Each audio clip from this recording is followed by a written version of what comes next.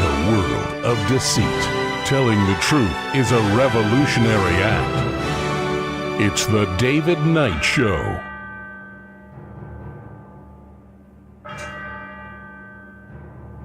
As the clock strikes 13, it's Friday, the 19th of June, year of our Lord 2026. Well, as I said, it is Friday, and although we have a new program, never before aired interviews, we're going to take the day to look at some broader issues and get a little further back away from the current events so we can see what's really happening with the forest. Our first guest has written a book and has a documentary coming out, UFOs and God. And so we're going to talk about UFOs from a Christian perspective. What should we know? How should we deal with this? Is this going to be a threat to Christian faith like evolution was? Are we going to get ahead of this, or are we going to be forever reacting to it? And we're also going to be joined by Eric Peters. And especially, when we talk about mobility, what do you do when government thinks that it's God? That's what Eric is always focused on. And so we've got some great topics coming up, some great guests. I think you're really going to enjoy these interviews. So stick around. We'll be right back.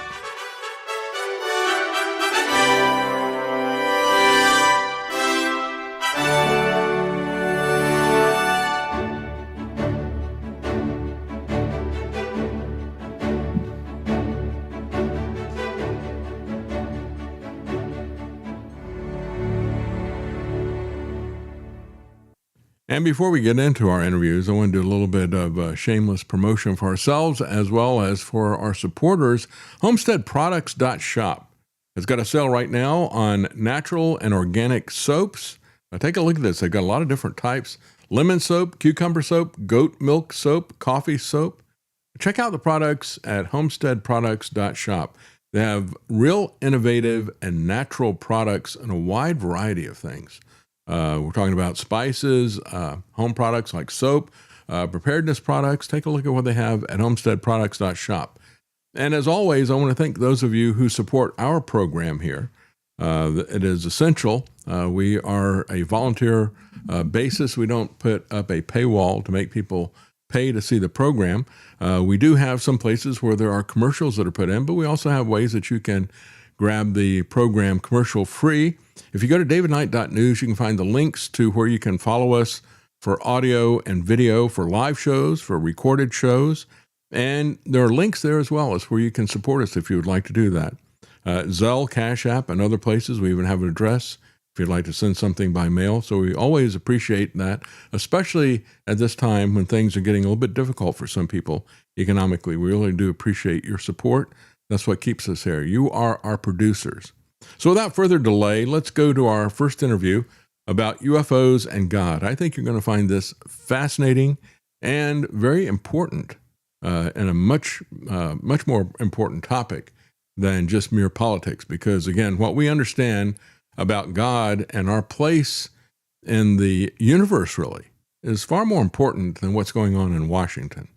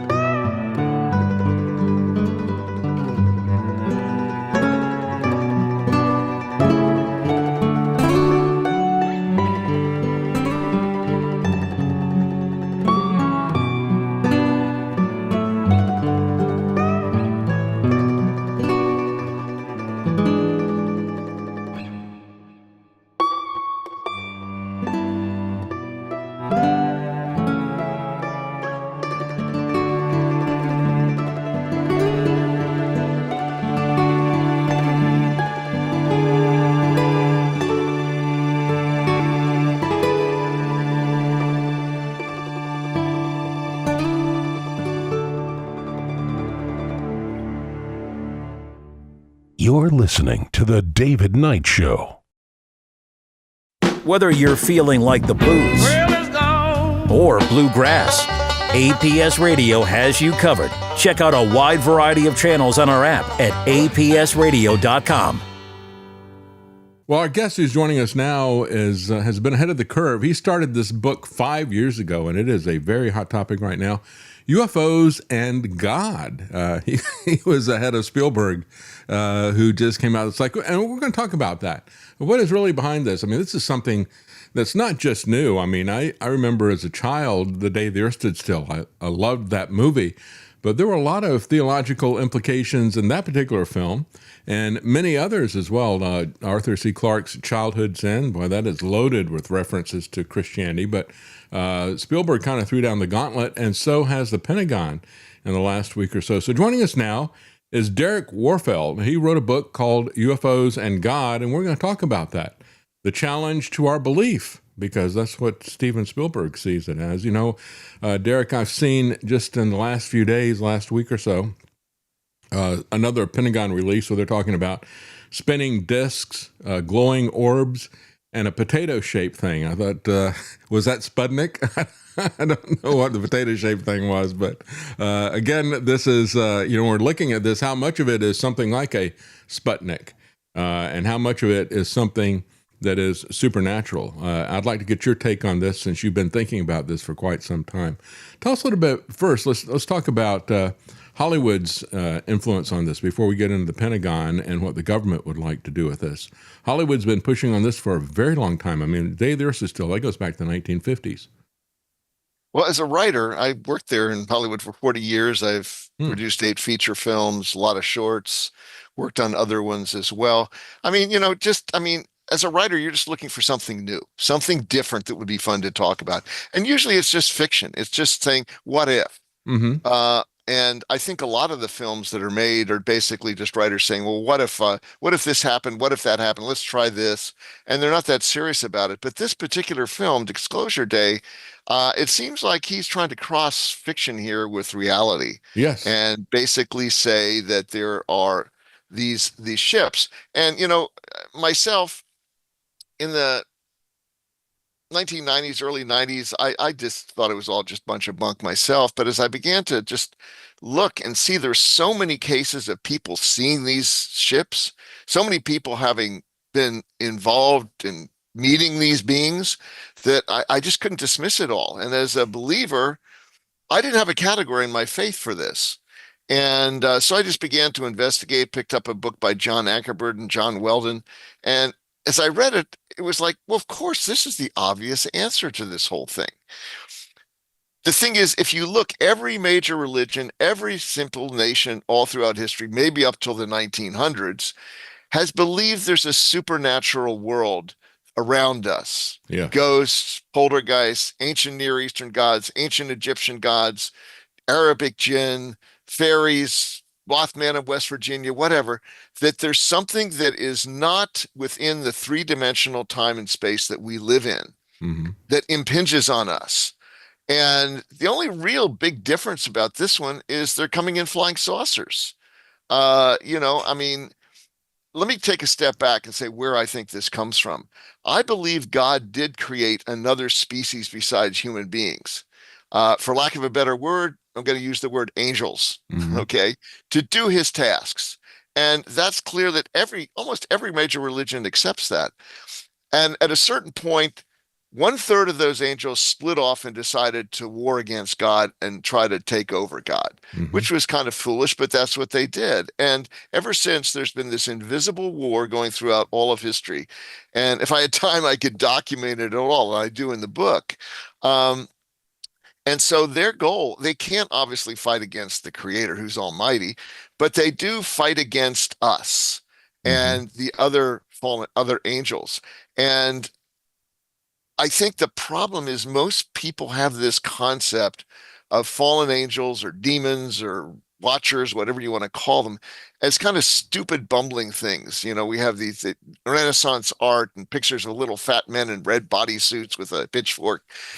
They were created by God to be very, very intelligent, very powerful beings.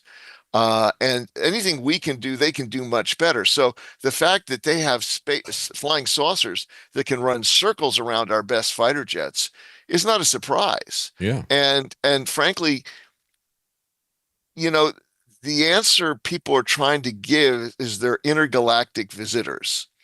And we talked to a astrophysicist who basically just shot that right down. There's Yes. three reasons why it can't be that. First reason is Earth is just too unique a planet. They keep saying, well, there's billions of planets like Earth. No, they're not. There's 14 constants, a minimum, highly tuned that make life, advanced life on Earth possible. For example, the tilt of the Earth has to be exactly a certain thing. The moon, the certain size, the certain distance, the certain rotation. The asteroid belt has to be just like this. So you can find other planets out there, but they're not exactly like Earth. They won't support life like Earth. Secondly, the universe is too big. It's 100 billion light years wide. That's the distance light travels in a year times 100 billion. Now, suppose there is another planet, very rare like Earth, but it's 100 billion light years away. We're never going to know about them. And just I did a calculation just to get to the closest star, which is 4.3 light years away, which is 25 trillion miles away. Take the Voyager 1, which we launched in the 1970s, going 38,000 miles an hour. You know how long it would take to get to Alpha Centauri? How long? 75,000 years. And even if they had a technology go 10 times that fast, it would take 7.5 thousand years. And nothing can go faster than the speed of light. In fact, nothing can really go the speed of light. The whole thing with Star Trek of Warp 9 is just a fiction. Yeah. And even if we could go 1/10 the speed of light, there's space dust out there. It would literally tear any ship we sent apart. And the last thing is, and mathematicians have been poking biologists on the shoulder for like decades now and saying, hey, you're not going to get life evolving by chance. Right. There has to be some other input. The people with reason to believe with Hugh Ross, astrophysicist, ran a calculation. They said just for a simple bacterium, the odds are 10 to the 556th power to 1. That's 10 followed by 556 zeros to 1. Just by a point of comparison, the California State Lottery is like 10 to the 9th power to 1.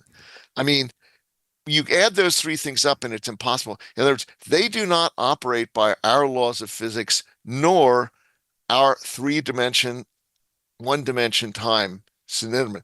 They come from a different dimension. And perhaps the most knowledgeable guy and secular guy in UFOs, a guy called Jacques Vallee, basically said, I think he was speaking to the UN when he said this. He says, these beings are trying to engineer a belief that they're from our universe, but they're not. He says they're interdimensional beings. They come from another dimension. In other words, we live in 3 dimensions. If there's another dimension, literally, they could be this close to you and you'd never see them. And right. I mean, you look and you say, well, is there any examples of that in history? Well, in the Bible, there is. I mean, look at the angels that sang on the night of Christ's birth. The shepherds looked up in the hills and there's angels. And then a little bit later, they're gone. Yeah. Well, where did they go to? They didn't go to Mars or Jupiter. I mean, they travel between the dimensions that we know and another dimension. There's countless examples of this in the Bible if you look closely. And and frankly, well, look at Christ, after his resurrection, right? He's physical, they can touch him, he can eat. He says, touch my wounds, and then he disappears. And then he reappears in another place, And the same thing with the angels who visited Lot. Yeah. They kind of appear, they're there, they're gone, where they go. I mean, there's another dimension, and frankly, almost all religions recognize this until the 20th century, when basically science, which is supposed to be a technology to test hypotheses, became itself a religion called scientism. And the basic premise is there's nothing outside the material universe. Well, that's an assumption, and so to me, the thing is that 1/3 of these fallen angels have rebelled against God. And their goal is to hurt us, to destroy us, to overtake us, because they can't get back at God directly. And so when Steven Spielberg comes out with a film and basically says, oh, these aliens are our friends, they're our visitors, they're going to take us to the next level of human evolution. I mean, it's poppycock. I mean, Yeah. they say that we hurt them. We hurt the aliens. We dissected them, whatever. I don't know if I never saw a case of that. Maybe there was one, but I can tell you there's hundreds of cases where they have taken people, abducted them. Was it to their spaceships? Was it somewhere else? And run experiments on them and poked them and fooled around with their genitals. And they did, I mean, it's literally, and there's people who will test to this. Now they don't want to because people call them nuts.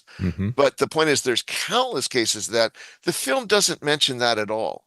It assumes that these people are just benign, wonderful people. And that's why a friend of mine, Wes, who's was the director on our film, said it's the most dangerous film he's ever seen.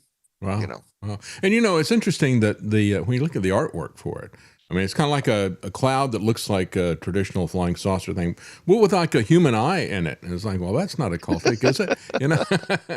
But as one person commented, it's like they're making these aliens in their own image because they're always about 4 to 6 feet tall, and bilaterally symmetrical, and they kind of look like us, but some changes, I think it's very fascinating how this has all evolved. And of course, last Friday, I didn't go see the film, but I had an interview with a scientist, Michael Gulen, who worked for many years for TV, and he was a teacher of physics at Harvard, and he became a presenter for, he's a science editor actually for, I think it was ABC. But he came at all of this because and he's done a documentary called The Invisible Everywhere and a book as well. But he was looking at this from a perspective of almost worshiping science from a kid.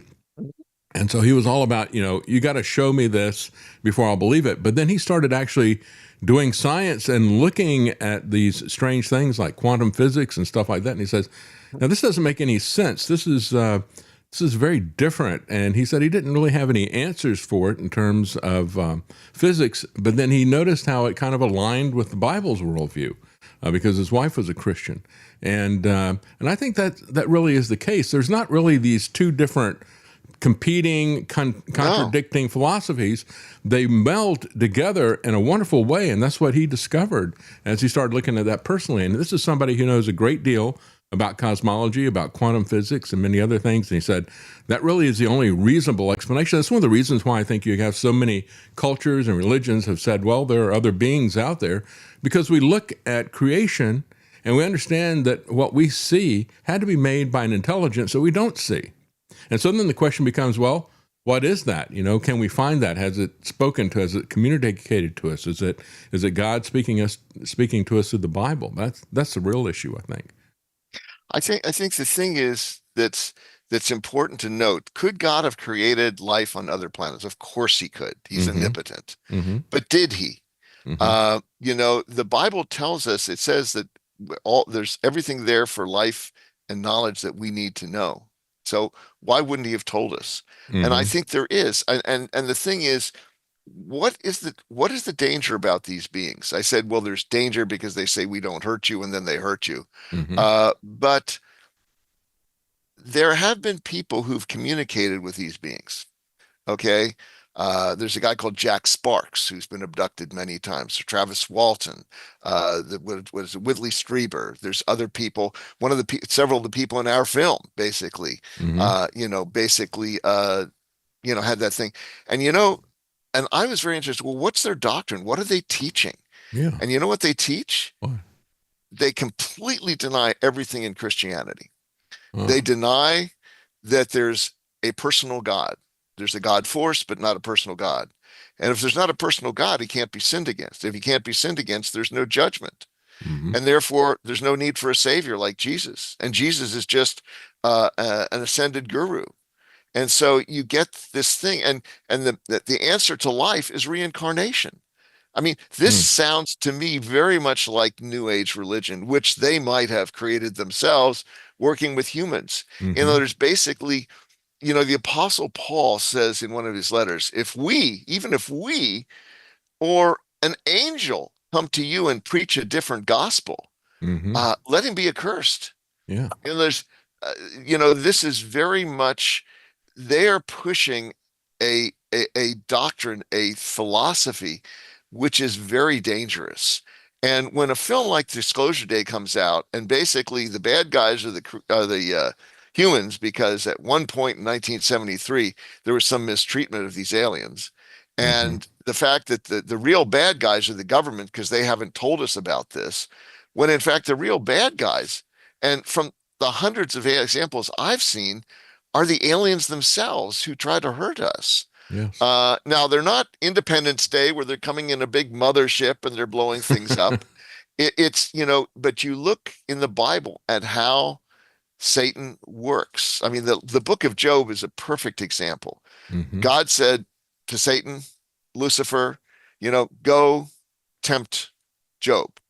And there's all kinds of things that these fallen angels do. They create fire, they create wind and destroy houses. They put in people's minds to to raid and destroy Job's children. I mean, basically, they are very intelligent, very powerful beings, and it's only the grace of God that holds them back in this present age. And I believe in the future, the Bible says the one who restrains will be withdrawn. And at that point, these beings will have a free heyday. And I don't like to even call them gray aliens as much as I do evil spirits, because that's who they've normally presented as throughout all of history. Now, but you're saying, well, there's a lot of questions I have. And that's why I wrote a 350-page book, because to try to answer all those questions and say, well, how do you explain this? How do you explain that? Hmm. And I think the answers the Bible gives are much more logical than the ones you see on Ancient Aliens or Eric von Däniken. Hmm. As one of the guys we interviewed said, he looked down at the Nazca lines and he said, well, maybe they're runways. And I'm thinking, he said it directly. He said, if you can travel across the galaxies in a little ship, do you really need runways? I mean, it's just, people desperately trying to grab on because they want to believe that this material universe is all there is. And if they didn't come from other planets, well, then maybe that whole theory just completely collapses. Yes. And if they're evil, then there's a real danger there. And it's not, as I say, evil in terms of Independence Day, where the big ship and they're blowing things away. It's evil in terms of individually getting to people, Yes. tempting people. Uh, Well, like you're talking about with Job, that is a really interesting case. I always thought, because when you see that when he's given license to attack Job, as you pointed out, he can modify he can use the weather, but he can yeah, also manipulate people. He yes, had these multiple attacks. Some of them were weather based, some of them extraordinary weather based, some of them were extraordinary attacks. So he was motivating somehow individuals, and that is the way that Satan works. And when you look at these individuals that are into this New Age religion and they've got a different theology, worldview, all of that, did they have that before they were abducted? Well, usually what happens is there's a gateway, like people, Hmm. like you saw the film The Exorcist, fooling around with a Ouija board. Right. When you're dealing with a cult, remember the film Beetlejuice? He says, "Say my name 3 times." In other words, it's almost like you have to invite them in some way. By doing drugs, you open up your mind. By doing transcendental meditation, Hmm. which they claim is a technology, it's not. It's a religion. It's an Hmm. offshoot of Hinduism. The initiation ceremony could tell you that. You have to bring an offering. You go before an ascended master. You have to give prayers or sing songs to them. I mean, and you're given at the end a mantra, which Hmm. is usually a Sanskrit word, and Hmm. that Sanskrit word is usually the name of a Hindu god Hmm. that you're supposed to repeat. In other words, you're opening yourself up. And when Yeah. you open yourself, you're sort of giving permission for these other forces to come in. It's interesting to me. People said, well, how do you communicate with these beings? And you have an XER doctor called Greer, who basically takes people out in hilltops, and what they do is they have them do transcendental meditation. Okay, which I said is basically a religion of offshoot of Hinduism. And you see these little dots of light circling around them. And I'm thinking, you're inviting demons into your life. This is crazy. And another thing, there were some people who wanted to communicate with a UFO offshore, and they saw it offshore, they saw the lights, they didn't know how to communicate. You know what they used to communicate? What's that? A Ouija board. Oh, there you Does go. that tell you? In other words, basically, you're using the tools of the occult. Does that tell you who these beings are? Yeah. And didn't Greer create some kind of a quasi-religion? I mean, beyond the transcendental meditation, doesn't he have something that he gave a title to, I think? I think it's called S4 or something. He has a technology that he has. He says we can't wait for governments to get us in touch with these beings. We need to get in touch with them ourselves. Yeah, I think it's CE5 or something like that. Yes. It's a technology he invented to help people get in touch, but it's basically TM. And I mean, to me, this is incredibly dangerous. The one thing just one line in the film that's repeated several times, supposedly from the aliens themselves, is don't be afraid of what you don't know. Now, is that a good principle for life in general? If you're going to a car dealership that you don't know, and you're not aware of the salesman, you don't know the car you're looking at, do you think you should be a little bit concerned that you might be taken advantage of? And if you run across some being that says they're from, the Zeta Reticula galaxy, and they hurt you, and they basically, you don't know where they're from or what their agenda is, do you think maybe it's not a bad idea to be a little concerned? And the idea in the film is you're just being xenophobic because they're space aliens. Oh yeah. And I think at the one point in the film, I will not giving anything away, but they have this one alien that speaks one word, and he says, he's like a wise old alien, and he says, "Listen." What, to what you're saying, what truth is? I mean, I question the Bible. I question every religion, but I can't question you. I mean, I need to know, is there proof? And it's just, as I said, to me, it's like a propaganda puff piece for the aliens who couldn't have done a better job themselves. That's right. So that's why I think it's a dangerous thing. And it concerns me that young people are going to get caught up. I mean, they look at these ships that, on radar can go 45,000 to 200,000 miles per hour, and then they disappear. And you're going, wow, that's cool. If their technology is that great, they must have better answers to why we're here, who we are, what's the purpose of life, than some dusty old Bible preacher back 2,000 years ago named Jesus. I mean, why are we listening to that anymore? I mean, this is this is the answer, or Moses, or, any of one of the heroes of the Bible. I mean, why are we listening to them? And the amazing thing is, too, you look at I looked at all these supernatural events in the Bible. You look at the magicians in Egypt where Moses went to confront Pharaoh, and the magicians took a rod, they threw it to the ground, and it turned into a snake. Well, we can't do that. This is a technology. I mean, they have a technology. They were able to multiply frogs. Now, they can't do everything God could do in the 10 plagues. But the point is, these beings seem incredibly interested in biology. And they're trying to develop ways to either raise up another whole race of beings, or I don't know. I mean, I think it dovetails very well with the transhumanist and posthumanism and all the rest of that stuff, technocracy that's there. I mean, these things looks to me like there's a convergence going on, and we should think about that kind of stuff instead of just listening and passively accepting all this stuff.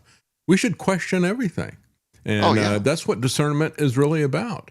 You should be concerned, and you should discern what these people are telling you. When you're talking about the teenagers, you mentioned something, the Starseed movement on TikTok. I'm not familiar with that. Tell people what that is if they're not on TikTok. It's something that's kind of targeted towards teenagers, right? I am not as familiar with the starseed movement. But I think what they're talking about is panspermia. Mm. Is basically, and even even even Richard Dawkins, for goodness sake, and atheists digested this, that literally, they recognize, as I said, the complexity of the DNA molecule, the complexity of life. Mm-hmm. It's hard to justify that it happened by chance. Yeah, not a chance. So rather than saying God created us, they say, well, these beings seeded life on Earth. They seeded DNA. In fact, the beings themselves say, we found this very primitive animal life form on Earth, and we injected DNA. So they're our creation rather than God's. I mean, so that's it. It's like literally starseed. Basically, they are, how can I say it? They're our creators rather than the Almighty God, which obviously for Jews and for Christians is just blasphemous because, and the idea is if we get in touch with them, we'll get into, everybody wants to find out who their parents were, right? Even if they were adopted, So, people are saying, well, I want to know who are the people who put me here in the first place. And they're missing out. The most obvious one is the Almighty Yahweh, Jehovah, I mean, basically. And so, as I said, their goal all along has been to distract people from God, to get people to follow them, to raise up their own army, and that's what's going on. They're here to deceive us, which is what they've been doing all along. When you talk about DNA. I look at that and it is so significant. Number one, it is, I think, you want to talk about the fingerprints of God and of intelligence and how it is organized. And yet the people who discovered it, Crick and Watson, again, because they don't want that to be true, they have to invent another perspective on that. So I think DNA tells us, A, there is a God and we know that, and B, we can be very closed to that, so closed that we will invent our own fictions to avoid that from happening. I think you can get absolutely. 2 lessons out of the DNA thing right away. And I think that's key. And I think when you talk about this, you mentioned the fact that the church has had multiple times when the Bible has been questioned, where their faith has been questioned. We've had the Enlightenment. We've had situations where they would go in with higher criticism, and they would say, well, there's no evidence that the Hittites ever existed and that type of thing. And then, they completely discount the Bible because of that. And then all of a sudden, archaeology comes around and we start seeing all that. Then you have Darwin saying everything happened by chance and so forth. And then eventually we start seeing things like DNA. We see microbiology, and the wonder of what God has created comes to light. And so I think the danger here is that we get caught flat-footed. And I think that's why your book is very important. It takes us a while sometimes to come around. That's exactly it. The reason I mentioned those 3 examples is, think of a person at that time when Darwin and Lyell were around who was going to local church. They probably never heard of that. They thought, even if they did hear of it, they thought this isn't going to affect my life. And yet within 100 years, almost every major university bought that theory of evolution. Yes. Or the same thing, the search for the historical Jesus, or the JEPD theory of the theologians. In Germany, most people have probably never even heard of that. And yet today, I give an example of statistics where most young preachers today reject a lot of the basic principles of Christianity. I mean, it's like literally, people say, oh, this isn't going to affect me. This is just people with tin hats. And I'm saying, it concerns me that this is actually gaining traction. And, yeah, I agree. When you trying to nip it in the bud. For years, I would see Carl Sagan on with Johnny Carson, and he had billions and billions of years, right? As if you add an infinite amount of time, of course, it's inevitable that all of this, that life is going to evolve everywhere, right? That was his basic premise. And as ridiculous as that is, that really works, that kind of repetition. We see that with product advertising, right? They come up with something really ridiculous like Mr. Clean or the Jolly Green Giant, except it's that repetition that really is what works. It has to get your attention, and then you have to repeat it over and over and over again. Or like if you get the vaccine, the COVID vaccine, you won't get COVID Yeah. and you won't pass it on.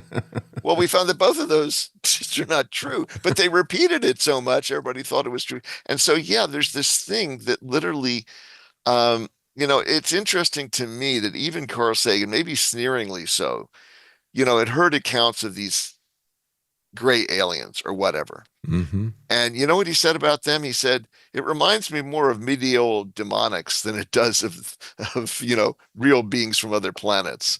Like literally, I mean, even he saw that this was not what you would expect from a Yes. being from another planet. That's right. And, but the thing is, as a writer, as a filmmaker, you're always just trying to come up with fictional ideas to kind of explore, Mm-hmm. which isn't a bad thing per se, because and for instance, in Twilight Zone, Rod Sterling. Yeah. I mean, he would use fictional space stories to indirectly talk about social problems in society, like racism That's right. or outsiders, because the networks would never have let him do a regular drama on those things. So he said it in space, and he did some amazing stuff. Like Jonathan Swift and his Gulliver's Travels, right? I can't Yes. directly talk about this, but I can do it as a satire, and people will get it. It's Yeah, but basically, so that's fine for fiction to explore. Mhm. But these guys are trying to make this thing. One other thing I should mention, there's one other possibility that maybe some of these gray aliens aren't in fact the demonic beings themselves, but rather very sophisticated robotics Hmm. or avatars. Mhm. I mean, think about it in a section. If we can't live on the planet Mars, but we Mhm. can send little robots there to examine for us, right? Mhm. Well, why couldn't these beings, who are far more sophisticated than we are, and look at what we can do with robotics today. How much more could we do if 1,000 years from now? That literally, and there's people out there saying maybe these gray aliens aren't the aliens themselves. Maybe they're robotics, and like there's people calling them sabers, like synthetic, what is it? Synthetic, autonomous, biological, robots or something. I mean, Mhm. the bottom line is, I got this idea additionally from a guy called L.A. Marzulli, who kind of has spent a lot of time looking in all possibilities. And when you think about that, it makes sense because uh, they don't have to do all of it themselves. It seems, because it seems like, fallen angels have lost some of their ability to manifest in three-dimensional time and space. Mhm. So they need to send something else, just like we send robots to Mars, to be able to do that.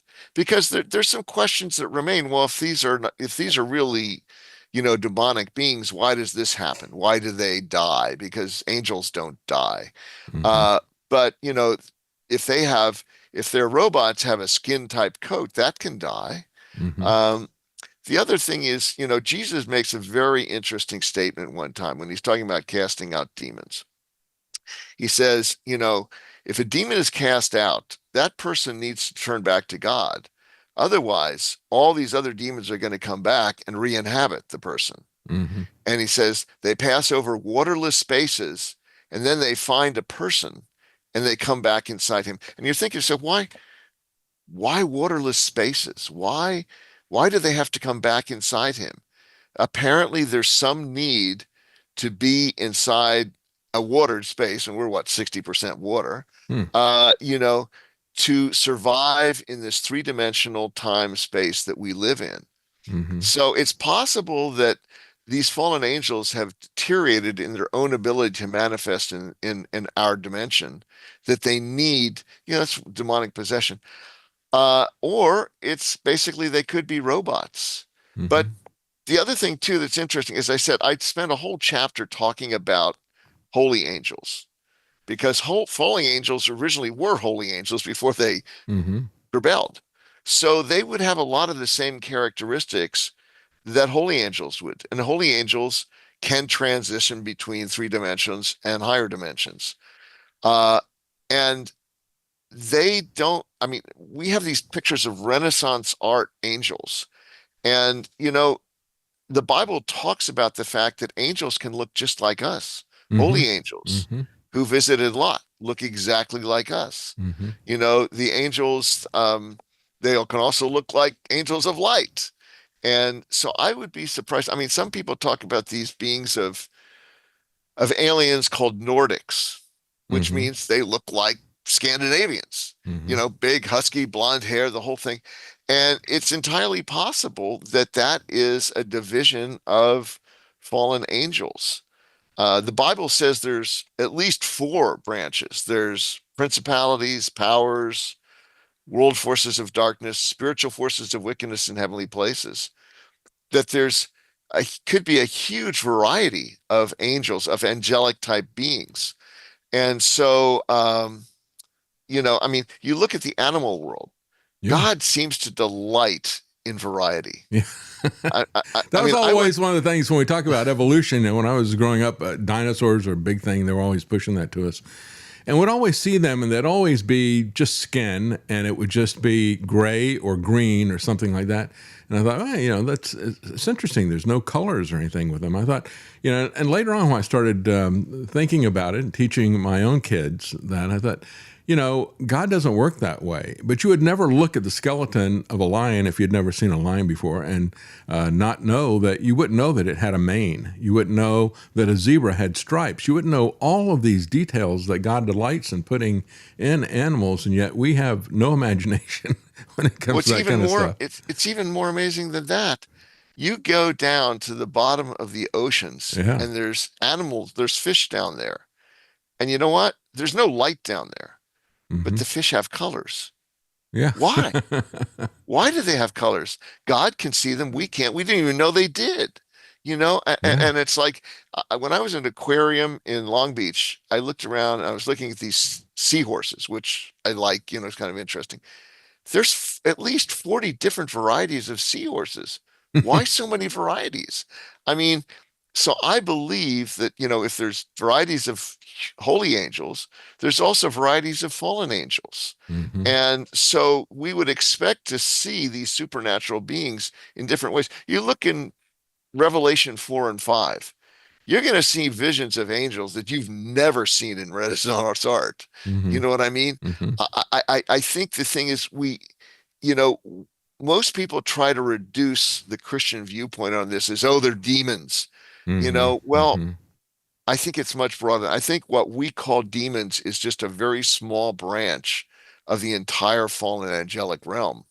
And they all have different duties. They all have different, tasks to try to get us away from God. Mm-hmm. This thing with UFOs is just another fresh coat of paint on an old deception.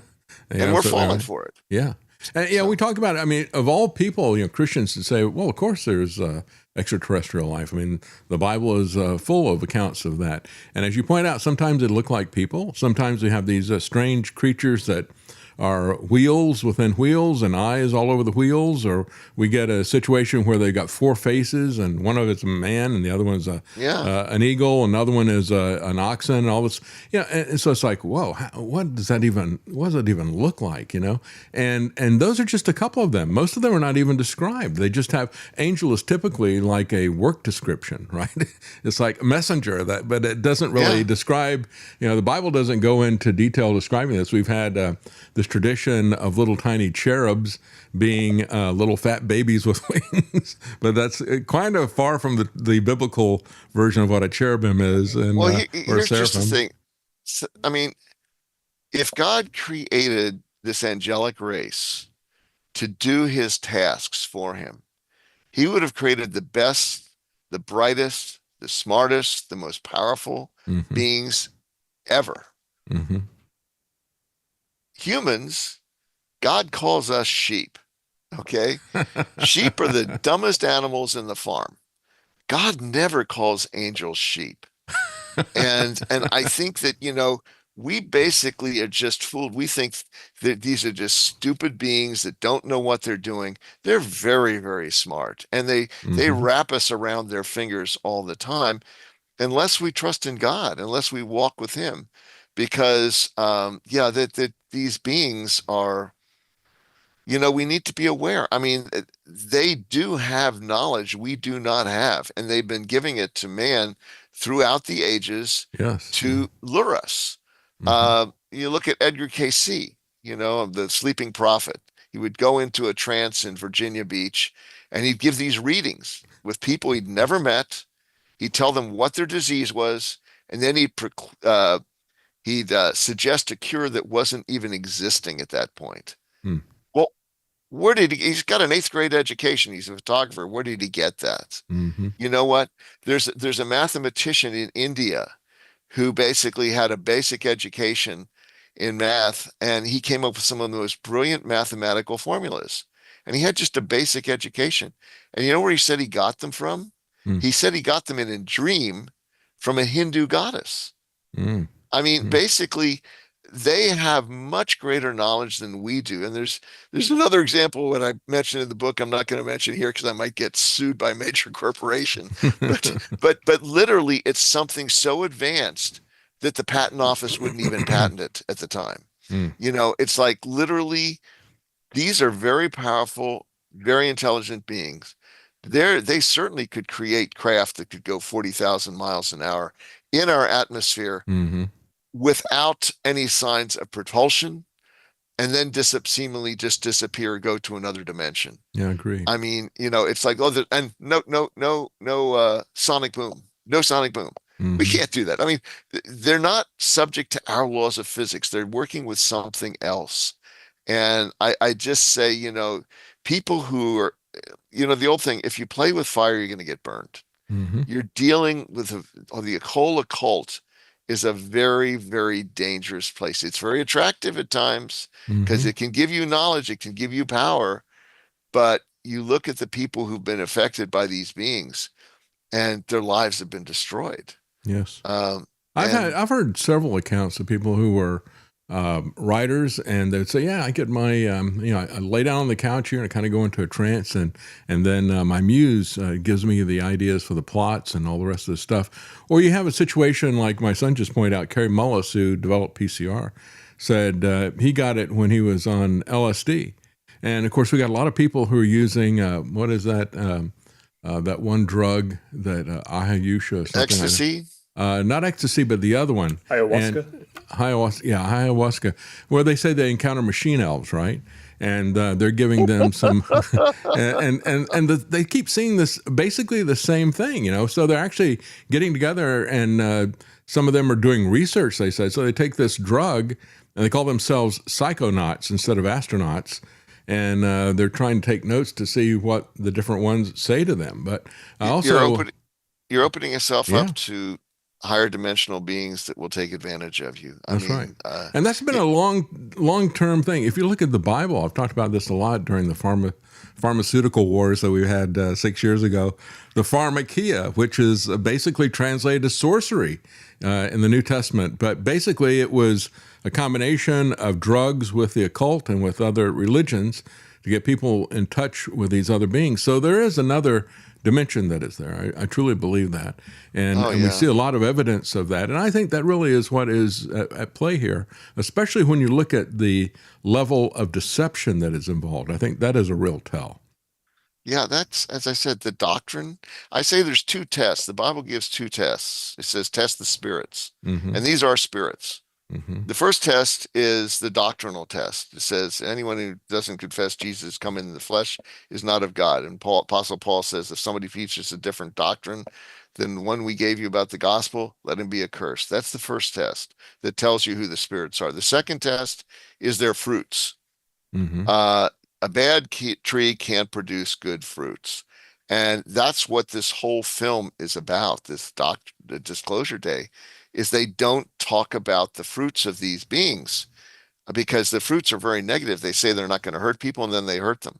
And they say they're not lying, and then they lie. I mean, basically that alone should tell you. One other thing I will mention is that this is kind of the thing that gives it away. When people say they've been abducted or been influenced by these beings, they say it can't stop. It continues. And you can't stop it. But there's one thing that does stop it. and that's calling on Jesus' name. Really? Wow. Yes. No, I mean, it's literally there's a picture of a videotape of a guy who is being lifted up off his bed by these beings, and he didn't want to go. And he just cries out, Jesus, save me. He's pushed back on the bed immediately, and it stops. There's a guy called Joe Dorden who basically has been an exit counselor for over 600 people who wanted to get out of this. And there's a guy we interviewed called Blake Healy, who's the same sort of thing. I mean, as I said, obviously I wrote the book as a companion book, but what started out as this documentary 5 years ago, and it's finally coming out in September. The book's coming out in August. The other producer said, why don't you write a companion book? And foolishly, I said yes, because I thought it would be like a 70-page book. And it turned about 350 pages. But I tried to answer most of the questions people would have. And if you want to know more about it, just go to ufosandgod.com for the film, or ufosandgodbook.com for the book. And you can even, the book's not coming out till August, but you can pre-order now on Barnes and Noble. Wow. But basically I tried to, because I figured people are going to have a lot of questions and I can't cover them all, in an interview like this. And I do thank you so much for allowing me to come on. Oh, I thank you for doing this. I mean, it's a very important topic. It really is. And like I said before, we don't want to be caught flat-footed.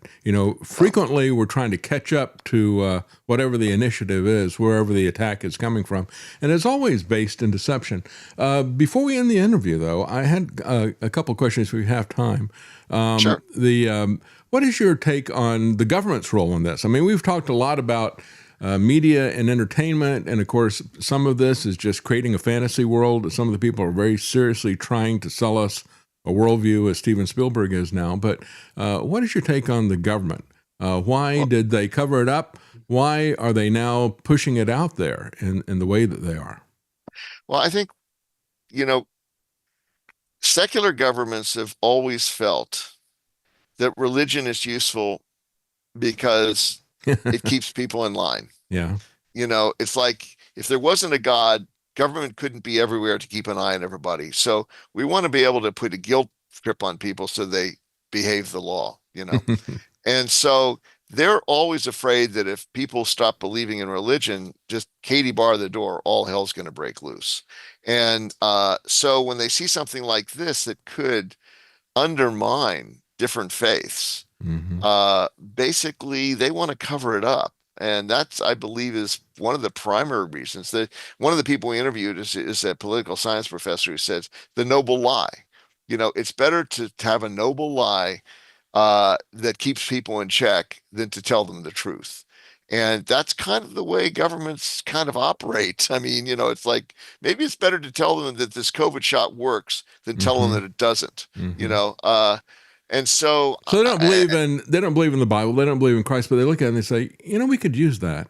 Yes, I think a lot. Now that's not all people in government, but Right. I think, and they've been pretty tight-lipped about the whole thing, and they've tried to cover it up for years. I mean, that's just a given. But I've seen interviews on TV of both the former head of intelligence in Israel, the former head of intelligence in Canada. And they just flat out come out and say, oh, yeah, they exist. These beings exist. And we've talked to them. In fact, we're trying to work out agreements with them. They're trying to get us to join a federation just like Star Trek. And I'm going, I don't know if I buy that, but this is a credible guy. And he's coming out and saying that. And a lot of people who've been doing it say, well, we don't tell the presidents because those are in office for 4 years and they're gone. We want the people who are going to be around in government offices for 20, 30 years to be handling things that's sensitive. So I think that they live on a very, what can I say, just practical, level of just what's the most expedient thing to do. They're going to get called wackos if they say it's religious. I mean, I saw a documentary about disclosure, and this one guy who was in the government, and he said, this guy in the Pentagon says, oh, it's all, demonic or something. And he said, I can't believe these people. It's like literally they believe in a strictly material universe. And so a lot of the people refuse to accept And you look at it, does this really affect my daily life? I mean, my daily life is, we had a war in Iran. We have an ongoing war in Ukraine. My kids are, smoking dope. We've got crime on the streets. We've got, all kinds of stuff. This thing about UFOs, how does that affect me? I'm not gonna, and I think, my answer is that the thing is, it all comes from the same source. Yes. The source is from this realm of fallen evil beings that desires to destroy us. Jesus says to kill, steal, and destroy. And they'll do it indirectly through temptations, through sexual and drug obsesses, through pride, the lust of the flesh, the lust of the eyes. But sometimes they'll do it directly through confronting us, like in the book of Job. Or when Jesus tried to, when Satan tried to tempt Jesus. I mean, there are times of direct temptation. So it all comes from the same source, but government tends to be, what's practical, what's expedient, and we're going to get rid of the rest. So they don't want to even get into the spiritual aspect. And I see where they're coming from, and it's surprising that even J.D. Vance is even venturing that way, because, you get labeled as being a kook, so. And of course, Luna Paula, the Florida Congresswoman, has weighed in on it and talked about, I think it's, the Book of Enoch or whatever, so, we look at this and certainly in the past, I think as they would engage people and try to deceive them, I think they would present themselves as gods, for example, right? And create a mythology of that. But they've been working for quite some time through the entertainment industry, creating a mythology, I think. Oh, yeah. Just for their grand entrance. Well, I mean, you take a film like Poltergeist. I mean, my gosh, there's a whole mythology they create there to avoid it being spiritual beings, and well, I'm going to have to go here in a second, but gosh, I thank you so much. Well, it's great to have you on. And tell everybody again, you got the film is coming out in September and the book in August. Early September, late September. And if you ever want, I'll send you an email. If you ever want to call me back or interview the directors, I could get you in touch with them too. Yeah, this is a topic that's not going to go away. It's only going to build. I think Absolutely. You're right. Yeah. So again, thank you so much. Thank you. Our goal is just to get the word out there. Hey, there's an alternative. Don't just buy into the one answer. And of course, we didn't get into it with this, but of course, you also talk about how we can engage this with our family, with others, without being sensationalist about it, without being paranoid and fearful about it. And that is the key thing. As my son was saying, he left me a note. He said, if they look like the little cherub that they have on all the different greeting cards and everything, they wouldn't say fear not. They would say, don't laugh. That's true. Well, the other thing in the book, I go into how spiritual warfare and how to protect yourself. And I also say, if you run into one of these encounters, here's what you can do. So basically giving practical advice, and also talk a little bit in the end times. How might this play into the end times? So. That's very important. Very important. Thank you very much. Derek Warfeld, and the book and the movie are UFOs and God. Is that with an ampersand, or do you spell it out, A-N-D? I spell it out, UFOs and God. Okay, website. UFOsandGod.com or UFOsandGodbook.com. Okay, and you can pre-book the book that's coming out in August, and take a look at those websites. I think you're going to find a lot of practical information. It's going to answer a lot of questions for you. Thank you so much, Derek Warfeld. Thank you. Thank you so much, David. Thank you. Sure. Plant the seed in our homeland, boys. Let it grow where all can see. Feed it with our devotion, boys. Call it the Liberty Tree. It's a tall old tree and a strong old tree. And we are the sons, yes, we are the sons of liberty.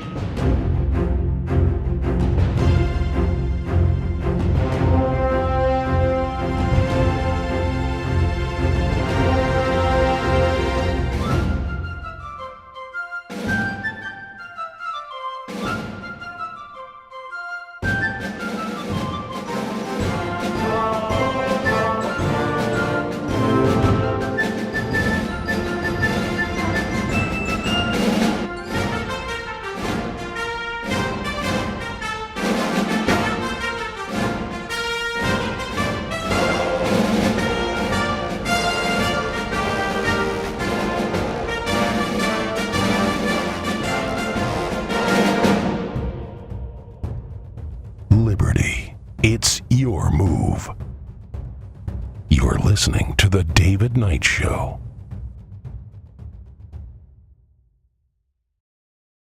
Elvis. Ladies and gentlemen, the Beatles. And the sweet sounds of Motown. Find them on the Oldies channel at apsradio.com. Well, joining us now is one of my favorite guests, Eric Peters of ericpetersautos.com. He always has very interesting articles, hot politics as well as vintage cars and the trends of where we're going with our cars right now. Not a good trend, actually, but it is interesting to look at them. And so we're going to talk to Eric about some of the excellent articles that he has on his site. He always has great stuff on his site. But I want to begin with the politics because, Eric, you had an interesting article caught my eye right away. It said deal or no deal. And I'd start thinking about Monty Hall. I guess where we are right now is really like the Monty Python version of Let's Make a Deal.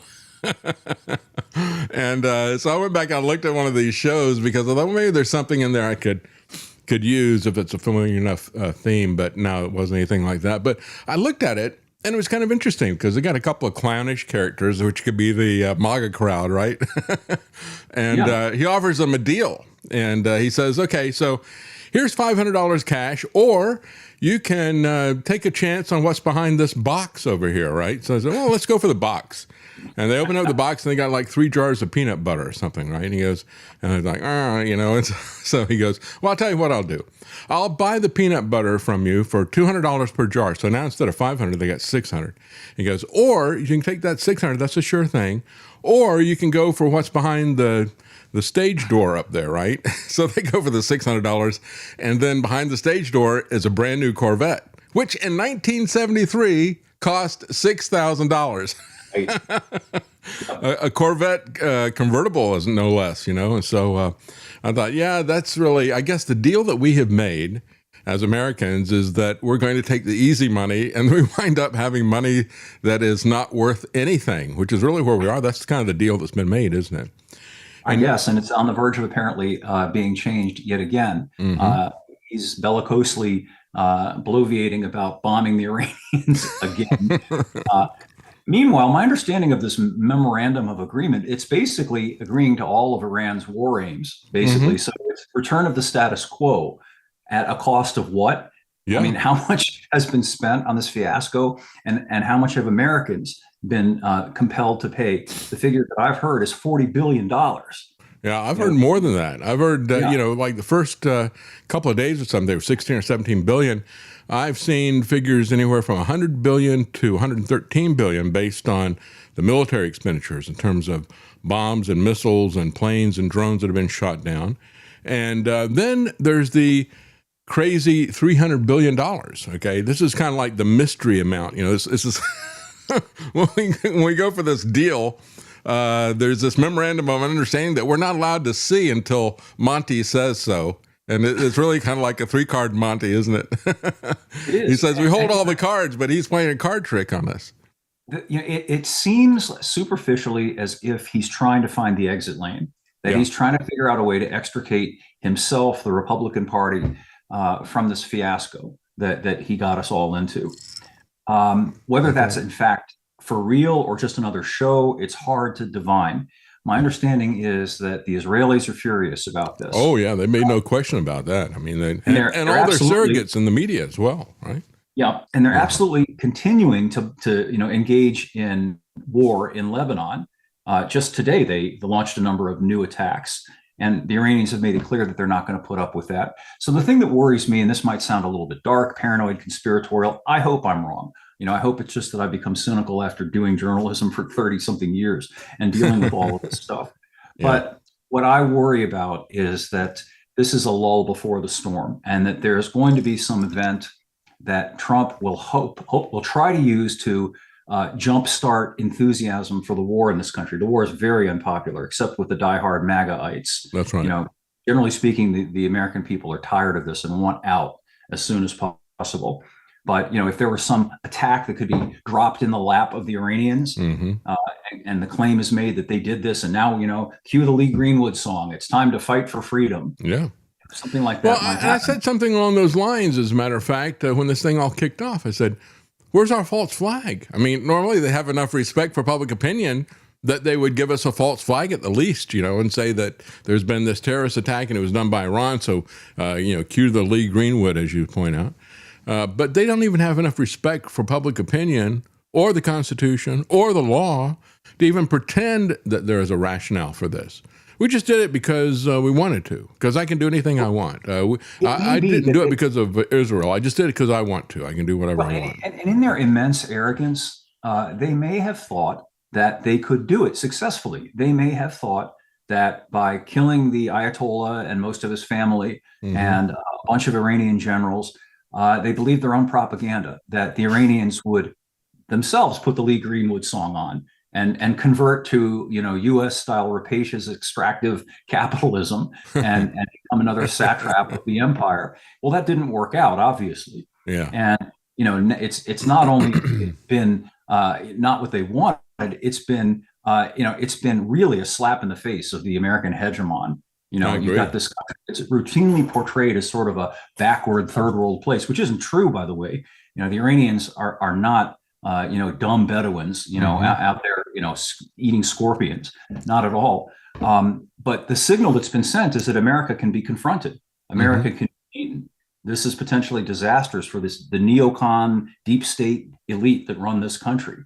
And of course, the way that confrontation looks, they hit all the key aspects of our military bases. And so the military bases are becoming something of an anachronism, I should say. They become an anachronism just like a battleship or a tank or something like that. They have some uses, but they're really not the powerhouse that they used to be, just like a tank. When you look at what's going on with drones and so forth, it's kind of neutralized these really, really expensive tanks. It's neutralized the bases. And of course, what Iran has done is to go after military targets. And there's a guy who wrote a book called Bombing to Win.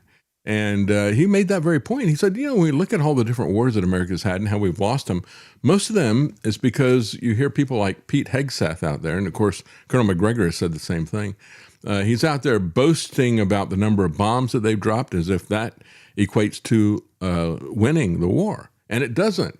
And we bombed North Korea into the Stone Age, and we didn't win that war. Look at all the bombs that we dropped in Vietnam. And you start going by bombs and body counts, that is not a metric of victory, not by a long shot. And instead of bombing civilian populations, and the point he was making was, when you do that, even in a bad regime, and we've now seen that with Iran, even in a bad regime, and Iran is a bad regime, I mean, look what they've done to their own people.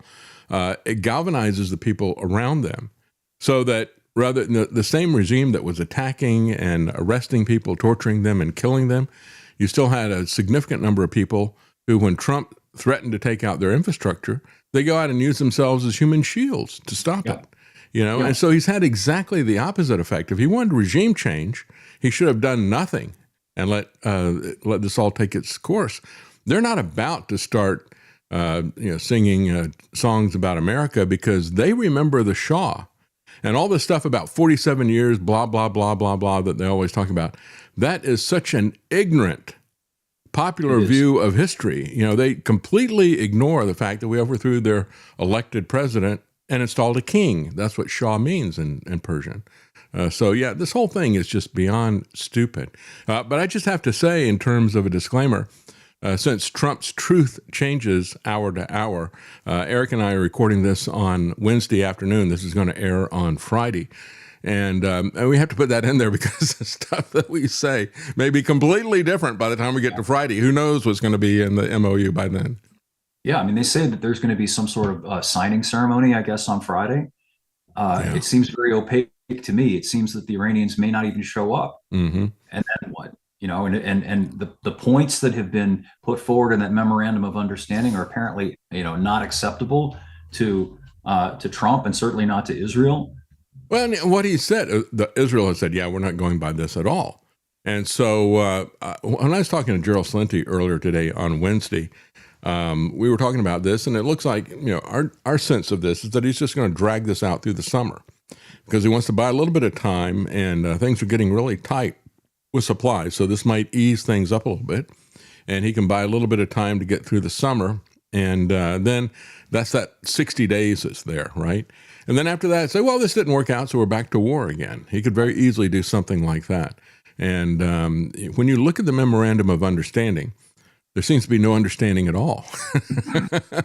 you got Trump and J.D. Vance saying one thing, and you got Iran saying another. And by the way, when you look at the MOU that was released by the Saudi news agency, it confirms what the Iranians have been saying. And we saw this before with the ceasefire. We saw the Iranians and the Pakistanis who were moderating this said one thing, and they were in agreement with what was in that older agreement. And then the Trump administration was saying something completely different. And since the Trump administration is constantly lying to us, I would say they're probably the ones who are lying at this point in time. But it's completely different. And now, of course, as of Wednesday, the big thing that broke the first couple of days of this week was this $300 billion that's there. And Trump refuted that and said, oh, all this talk about the 300 million is all fake news, he said, by Democrats. And he doesn't even know how to spell dumb. He leaves the B off. What do you even say at this point? And I think this is allegedly some sort of a peace agreement that has one of the parties not involved. Yeah. I mean, it's a three-way thing. Mm-hmm. So, whatever the United States agrees to with Iran, on the face of it, that's well and good, I suppose. But if the Israelis don't agree to it, and they continue to bomb Lebanon, as they're doing today, yep, that's right. It's inevitable. The Iranians have said they're not going to tolerate that. They're not going to stand by and watch Israel do to Lebanon what's been done to Gaza. That's so right. As long as the Israelis are determined to continue to push into Lebanon, it's a near certainty that this deal, it's not worth the paper it was written on, kind of like the Munich Agreement. It's just a total ridiculous show and a waste of time. That's right. You point out, you say Iran was attacked not because it had attacked another country, certainly not because it attacked the United States, but because a certain country cannot abide the idea of Iran being able to defend itself from an attack by that country. That's right, because there's only one country, Eric, that's got a right to exist, right? Nobody else has nuclear weapons in that part of the right. world, apparently. That's right. Nobody else, no other state has a right to exist, according to Israel. And oh, by the way, no people have a right to exist except for the state of Israel. And so your right to exist, your idea that we are all created equal, endowed by our Creator with certain inalienable rights, among those are life, liberty, and the pursuit of happiness. No, Zionism says that they are entitled to inflict death, war on people because they are in pursuit of greater Israel and the territory that it takes to fulfill their vision. And they can do that by any means necessary. It's quite something, isn't it? Yeah. Also, it is the official position of the United States government not to acknowledge the fact that the Israelis have several hundred nuclear weapons. Mm-hmm, mm-hmm. And at the same time, they're up in arms about the prospect that Iran might be pursuing a nuclear deterrent. It's Kafkaesque. That's right.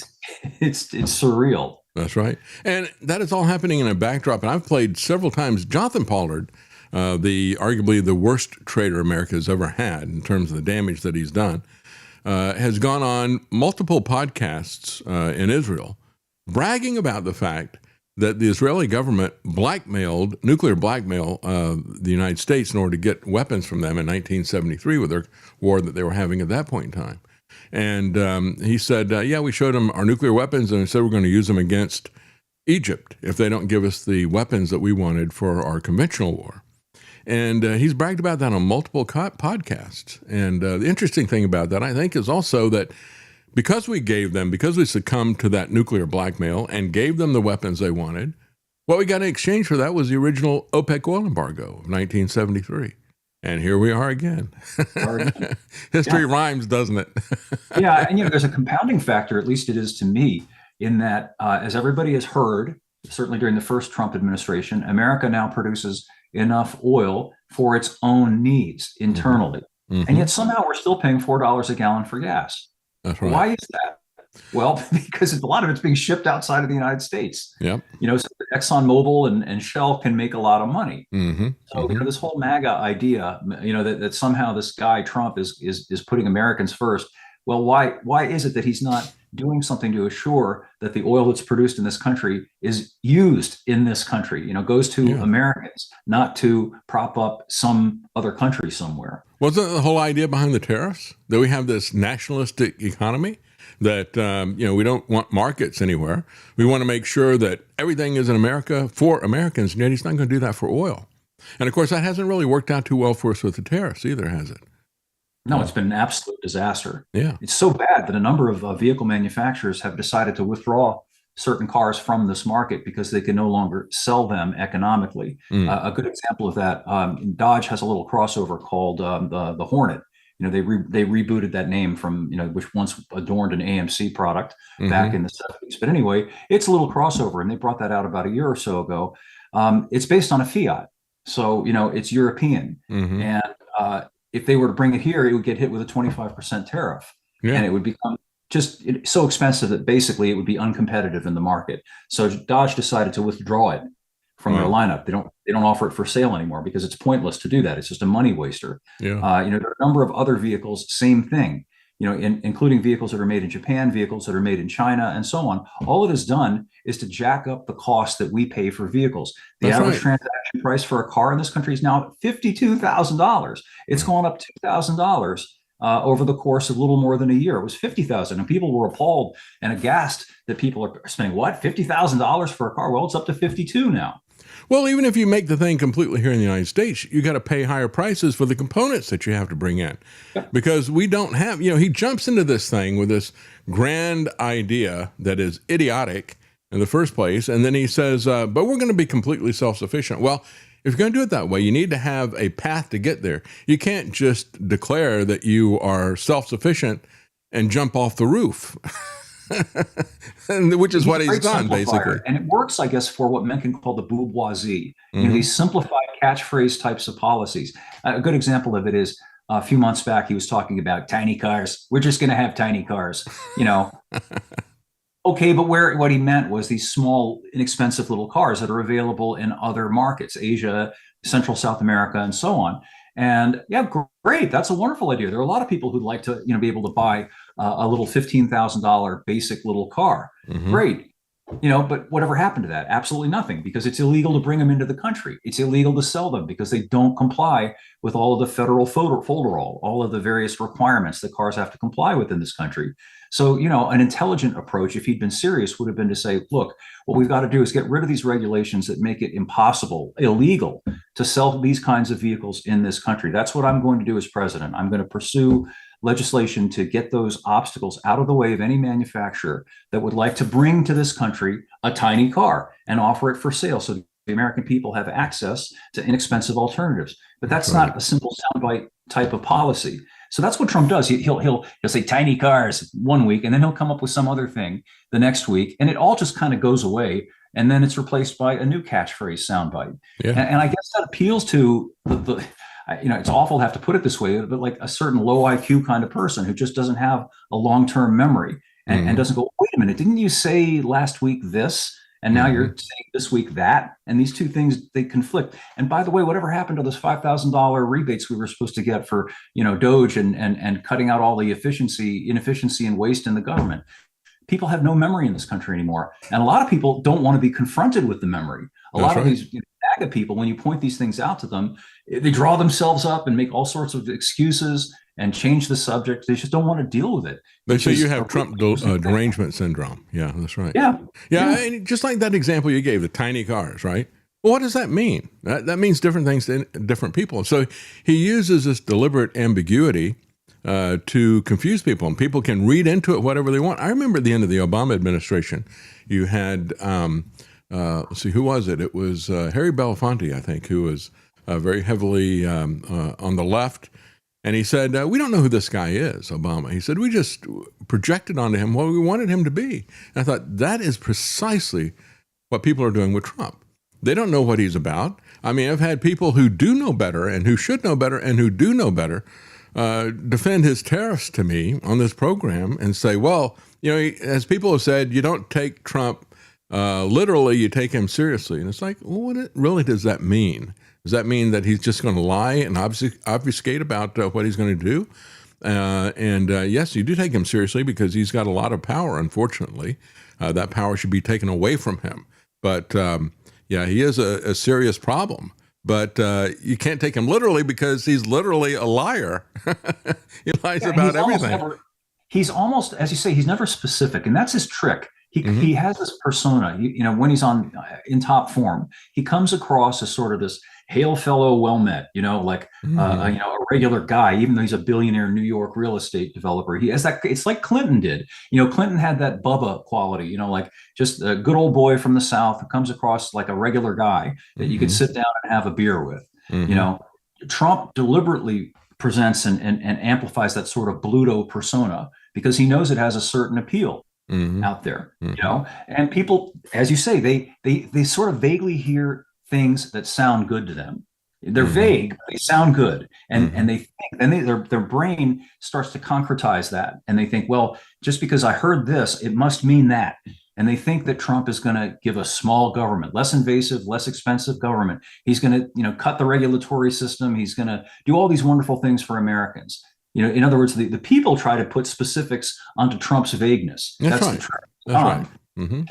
Yeah, they fill in the gaps and they create Trump in the image that they want him to be. And you mentioned get rid of regulations. I said from the very beginning, if he wants to bring manufacturing back, get rid of a lot of regulations. Instead, what he does is he adds more regulations and he adds more expense and more inflation and more taxes with tariffs. Because there are taxes and regulation involved in all that. So really, if you want to bring back manufacturing, put the kind of environment there that where manufacturing prospered in the United States. He tries to say, well, we had these periods of growth when we had tariffs. Well, the tariffs are small enough that that was the only taxes that we had, and they were small enough that people could still live their lives in a productive way. The problem is the massive burden that we have. And I think that's the other issue that is going to catch up to him. And that is what is happening with the debt, the overall debt. I joked earlier today, I said, they love to say, J.D. Vance says, yeah, we got all the cards. I said, yeah, they got all the credit cards. That's brilliant. And they've maxed them out. And guess who's going to have to pay the bill? Us. We're the ones who are going to have to pay for that. Yeah, ultimately, Trump is a corporate guy. Yeah. He's not a free enterprise kind of a guy. That's right. And that's why this whole tiny car thing is to go back to that is never going to happen because the corporations, the major car companies, like the fact that inexpensive alternatives are excluded from this market. So what they want is for you, when you go to a dealership, to get pigeonholed into buying the $50,000 vehicle. They don't want you to can you imagine if you did have the alternative? Like, let's say that you could go to a Toyota dealer because you need a truck. And on this side of the lot, they've got the Tacomas all lined up, for starting around $35,000, and probably most of the ones on the lot are going to be $45,000 because they loaded them up with everything. Yeah. But then on the other side of the lot, they've got some Hilux Champs over here, and the little trucks are available for $15,000 or $16,000. Even if you don't buy one, the salesman knows you could. The fact that there's that alternative there, I think, is going to put positive pressure, a good way, on the salesman and then on Toyota to champ down the prices. But when there's no alternative, you want a vehicle, you need a truck, this is what you got. That's all there is. They don't want that. They want you to get into a 6-year loan where you're spending, $800 a month on a car payment. They don't want you to be able to buy a vehicle in 3 years, like it was once common in this country, which you could do if it was a $15,000 vehicle. And you'd only be paying $250 a month for that thing too. They don't want that. Yeah, that's right. Yeah, I was going back and rearranging all of our old photographs, and I'm looking at the old cars, and I'm thinking, I paid that much for that one and that much for that one. It's like, this is crazy. Like you're talking about, I thought it was a lot of money when I paid $12,000 for a car. When I paid $4,000 for a car, I thought it was a lot of money. And it's like, that's just a joke today. You can get a wreck for most of these prices that are like that. And so you talk about him being inflation man. I love inflation, said Trump. Well, he loves it so much, he's giving it to us in spades, isn't he? He is, really. Again, that's, to me, I don't know what to make of that, whether it's a symptom of incipient dementia or just evidence of his callous mean streak and his, people give him great credit for being politically savvy. Well, that is the most politically stupid thing imaginable. That's right. No matter what you think internally, to publicly say, I love inflation, or I don't care about affordability. I don't care what the cost of how does he think that resonates with people who are literally, facing the prospect of potentially not being able to put food on the table and fill the tank at the same time? Yeah, I don't think he's savvy. I think the thing that he leans into is that he wants people to fear him. He wants to show people that he's got power. He does that by insulting especially the G7 leaders. There was an article talking about how, as he was flying out to meet all these people for the G7, here's what he said about this one, here's what he said about that one. And it's pretty amazing. You go back and look at the litany of things that he has said and the way that he's embarrassed and gone out of his way to embarrass these leaders, to think now he's got to meet this group of 6 other people, all of whom he's tried his best to publicly humiliate. And so that really is, I think, more than anything, it's a power play. I talk about his geopolitics. I said it's not really geopolitics, it's ego politics. This is really about, I'm the boss of everybody, so fear me. This is kind of a mafia attitude that he has, which I think he probably picked up from being in New York City and being in the mafia groups with the casinos and so forth. Everybody talks about him being a builder. He's John Gotti. Yeah, he's John Gotti, and a more current reference would be Tony Soprano. That's right. From the what was that show? I can't remember the name. But The Sopranos? Yeah, Sopranos, right, exactly. Sorry. I guess I'm getting dementia too. The eponymous Tony Soprano, yeah. I never watched it, but I knew that. But the funny thing about him is that, I just look at him, I see an organized crime figure. That's all I see from Donald Trump. I don't see a builder. I don't see an entrepreneur. I just see somebody who's a criminal, a mafia don. That's really what leads he a is. family. As a barometer of that, Barron Trump, who is barely 20 years old, is worth, from what I read, $150 million. How does a barely 20-year-old kid, who, to my knowledge, hasn't produced anything, he's not Steve Jobs, like, what's his invention? What company did he found? How is it he has $150 million? Well, look at the way these guys are just openly. I mean, there's another article I had, and it's like, here's all of Trump's 36,000 trades that he did. And I mean, this guy is manipulating the market in the open. In the past, we've had a lot of people who were criminals and they tried to cover it up and they tried to deny it. They don't even care about that anymore. We saw what happened with the Bidens, and, Hunter winds up being, on the board of an oil company. Where do you get that expertise? Does he have any expertise? No. He's not there because he knows anything about oil at Burisma. He's there because of his dad being the president. And we see this in spades with Eric and Don Jr. and with Jared Kushner, and of course, even with Barron, that's happening now. They're going around using their influence to push their way into these various business arrangements with foreign governments. I mean, it's the most amazing corruption. If the Democrats get charge of the Congress, it's going to be a target-rich environment. They're going to have a problem deciding which one of the charges that they want to bring against him to impeach him. I mean, there's too many choices. Trump, though, this is an equal opportunity scene. The whole institution of government now has gotten so blatantly egregiously corrupt. It's unsalvageable. It's depraved beyond imagining. And that ties into all this Epstein stuff. I think the reason they shoved that under the rug is because it involves all of them. Yeah. It's not, it's those guys over here. It's all of them. And they've circled the wagons to protect their mutual interests. Yeah, I agree. Absolutely. Well, let's get off of politics a little bit, and let's talk a little bit about cars, because that's one of the things I really love about your car site. And that is, you understand that liberty and mobility, to paraphrase Jefferson, what he said about life and liberty, he said, you can disjoin them, but you can destroy them, but you cannot disjoin them. They go together. And I think the same thing is true of liberty and mobility.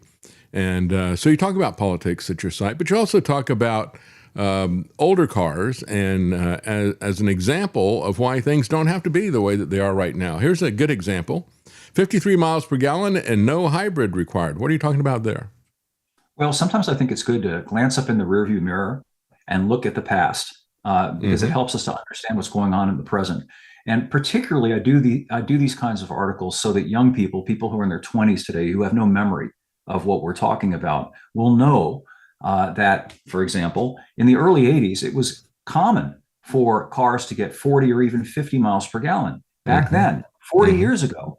And here we are 40 years later, and the only cars that can match that are cars like the Prius hybrid. They have to have that hybrid adjunct in order to achieve parity with what was possible, which was abundant 40 years ago. Oh, yeah. Haven't we had any technological advances in the last 40 years? Well, yeah, but we've also had weight advances in the last 40 years. The average car's curb weight is about 500 pounds heavier today than it was back in the early 80s. And it takes energy to move weight. That's the bottom line. So these heavier cars, they have all the advantages of electronic fuel injection, computer engine management, overdrive transmissions, low rolling resistance things, all of that. And yet they still use, comparatively speaking, a lot of fuel because they're heavy. The current Prius, I think its curb weight is something like 3,400 pounds. Now, to put that into some context, the vehicle I focused on in that article was the 82 Dodge 400, which was sort of an upmarket version of the Aries K car. Some will remember the Aries K car. That was Lee Iacocca's baby that they introduced to save the corporation. It was considered a mid-sized car back then, but it was very light. It weighed about 2,600 pounds. That's a huge difference. This is a family car that weighed that much less. And as a result, even though it still had a carburetor, if you can believe it, it had either a 3-speed automatic or a 4-speed manual, neither of which had overdrive.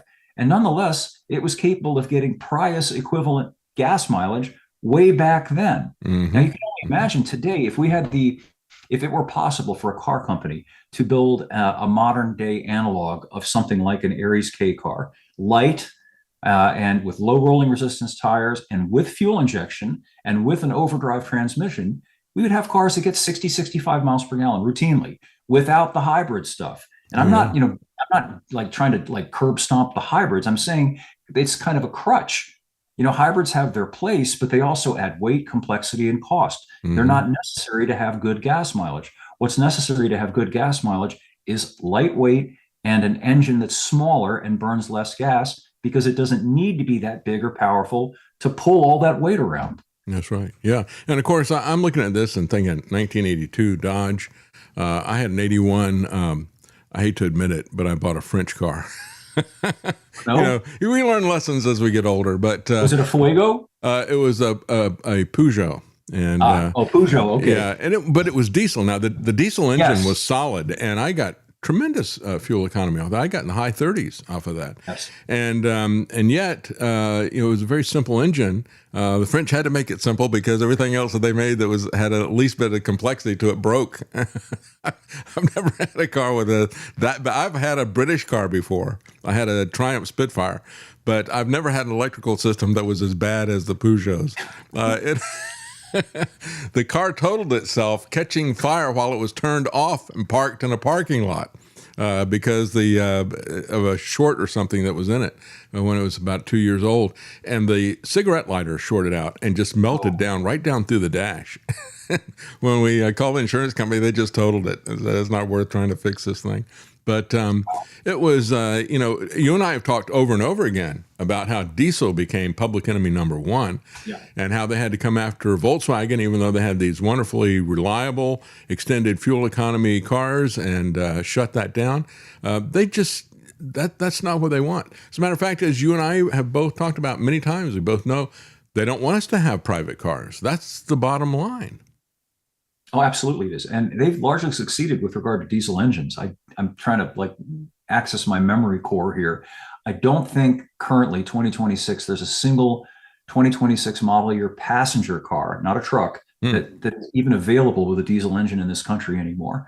Right. And I think there are only a handful of trucks that are not in the 3,500 class, heavy duty class, 1500s and so on, that still have a diesel engine. And you probably don't want it anyway. The diesel engine has gotten to be more complicated than a gas engine. Yeah, because the government mandates. Yeah, they've complicated it. They've got Mercedes had that blue thing or whatever to get rid of some kind of rare. Blue tech.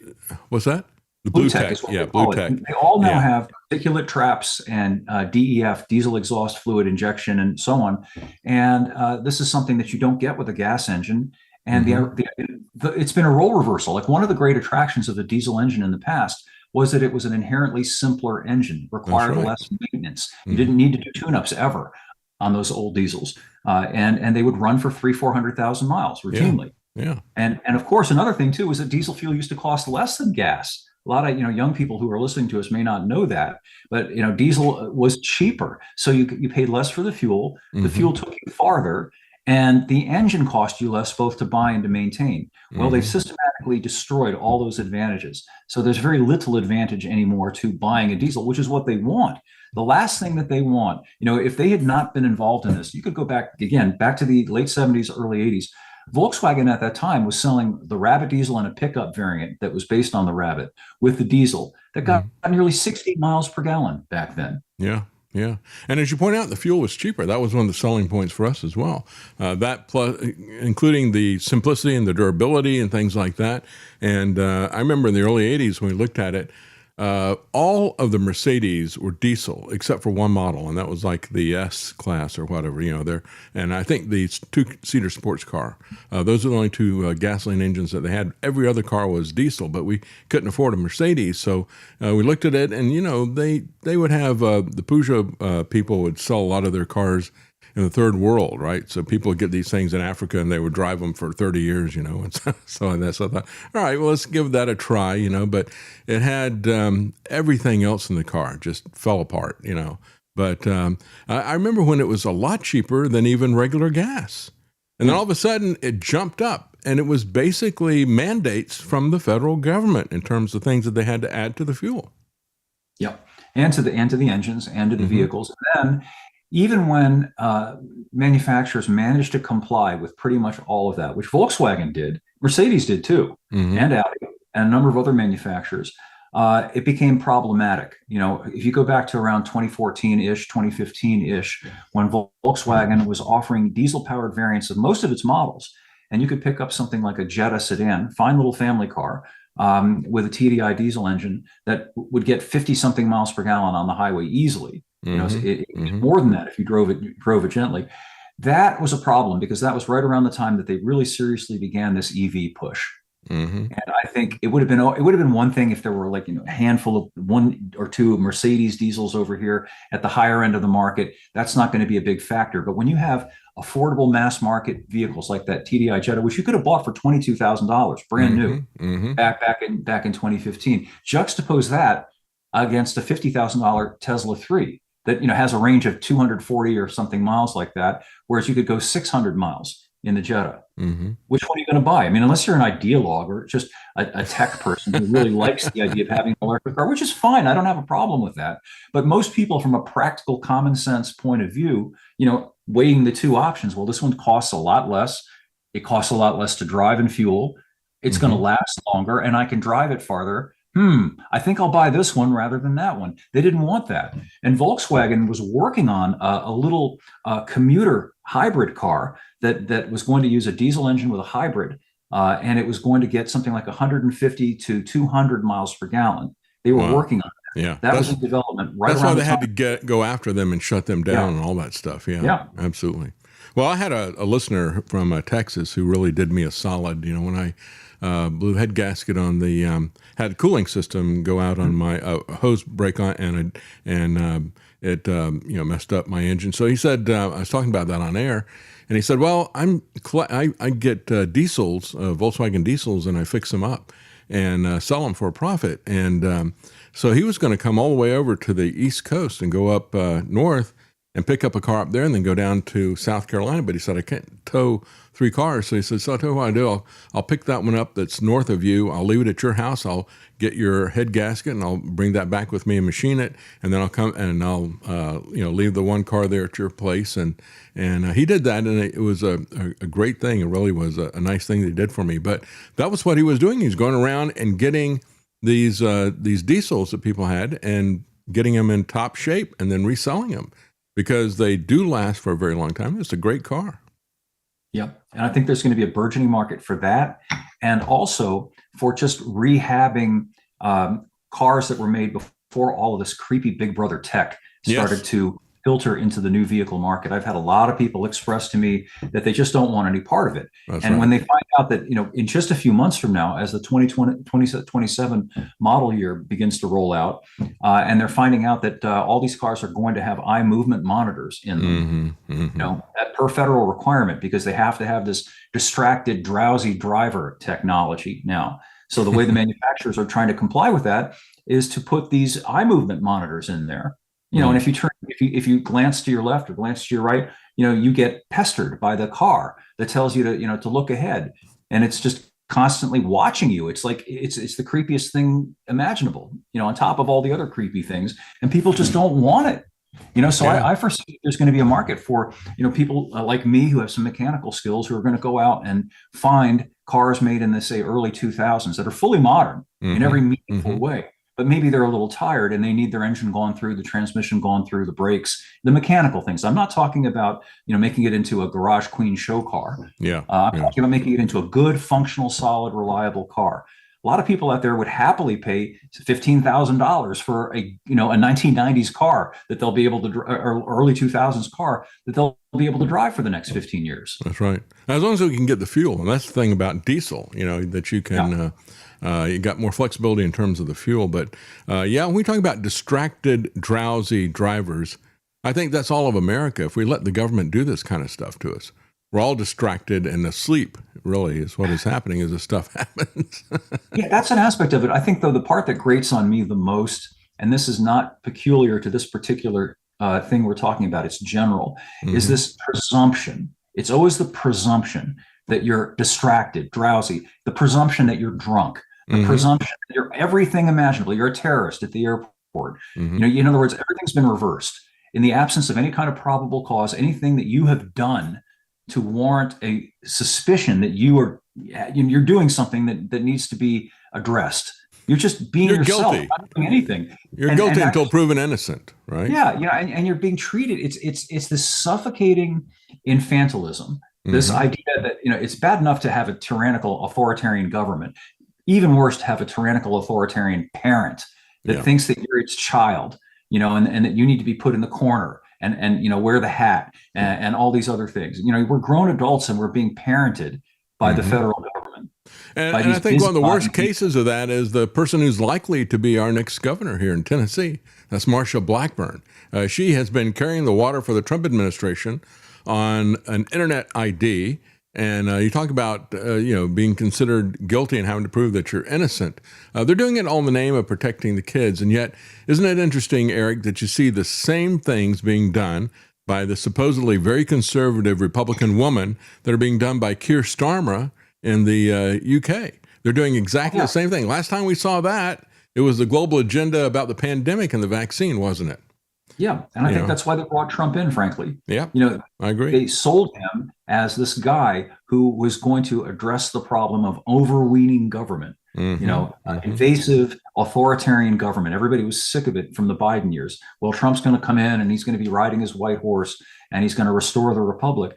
And so everybody went to sleep. And we are getting the most invasive totalitarian government imaginable via things like Palantir, the flock cameras, the possibility of digital coinage, all of it being filtered through these creepy data centers that are suddenly popping up everywhere. And all of a sudden, apparently climate change isn't a problem. It's okay to have all of our electrical grid pour into these data centers that are also generating immense heat and fouling groundwater and all these other things. The environment suddenly has taken a back seat to the necessity somehow to have these data centers everywhere. Why? And it's all happening under the watch of Donald Trump. That's right, because it's all about power. And it's not about electrical power, it's about political power. That's what the data centers are truly about.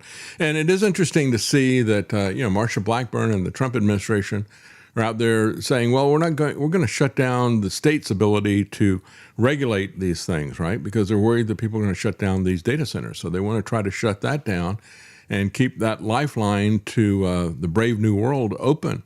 And so they're united on that. Trump begins his second administration by saying, we're going to combine artificial intelligence with that last great innovation that I had, mRNA shots. And now we've just had, of course, we were supposed to believe that there was Maha out there, right? They're going to make America healthy again.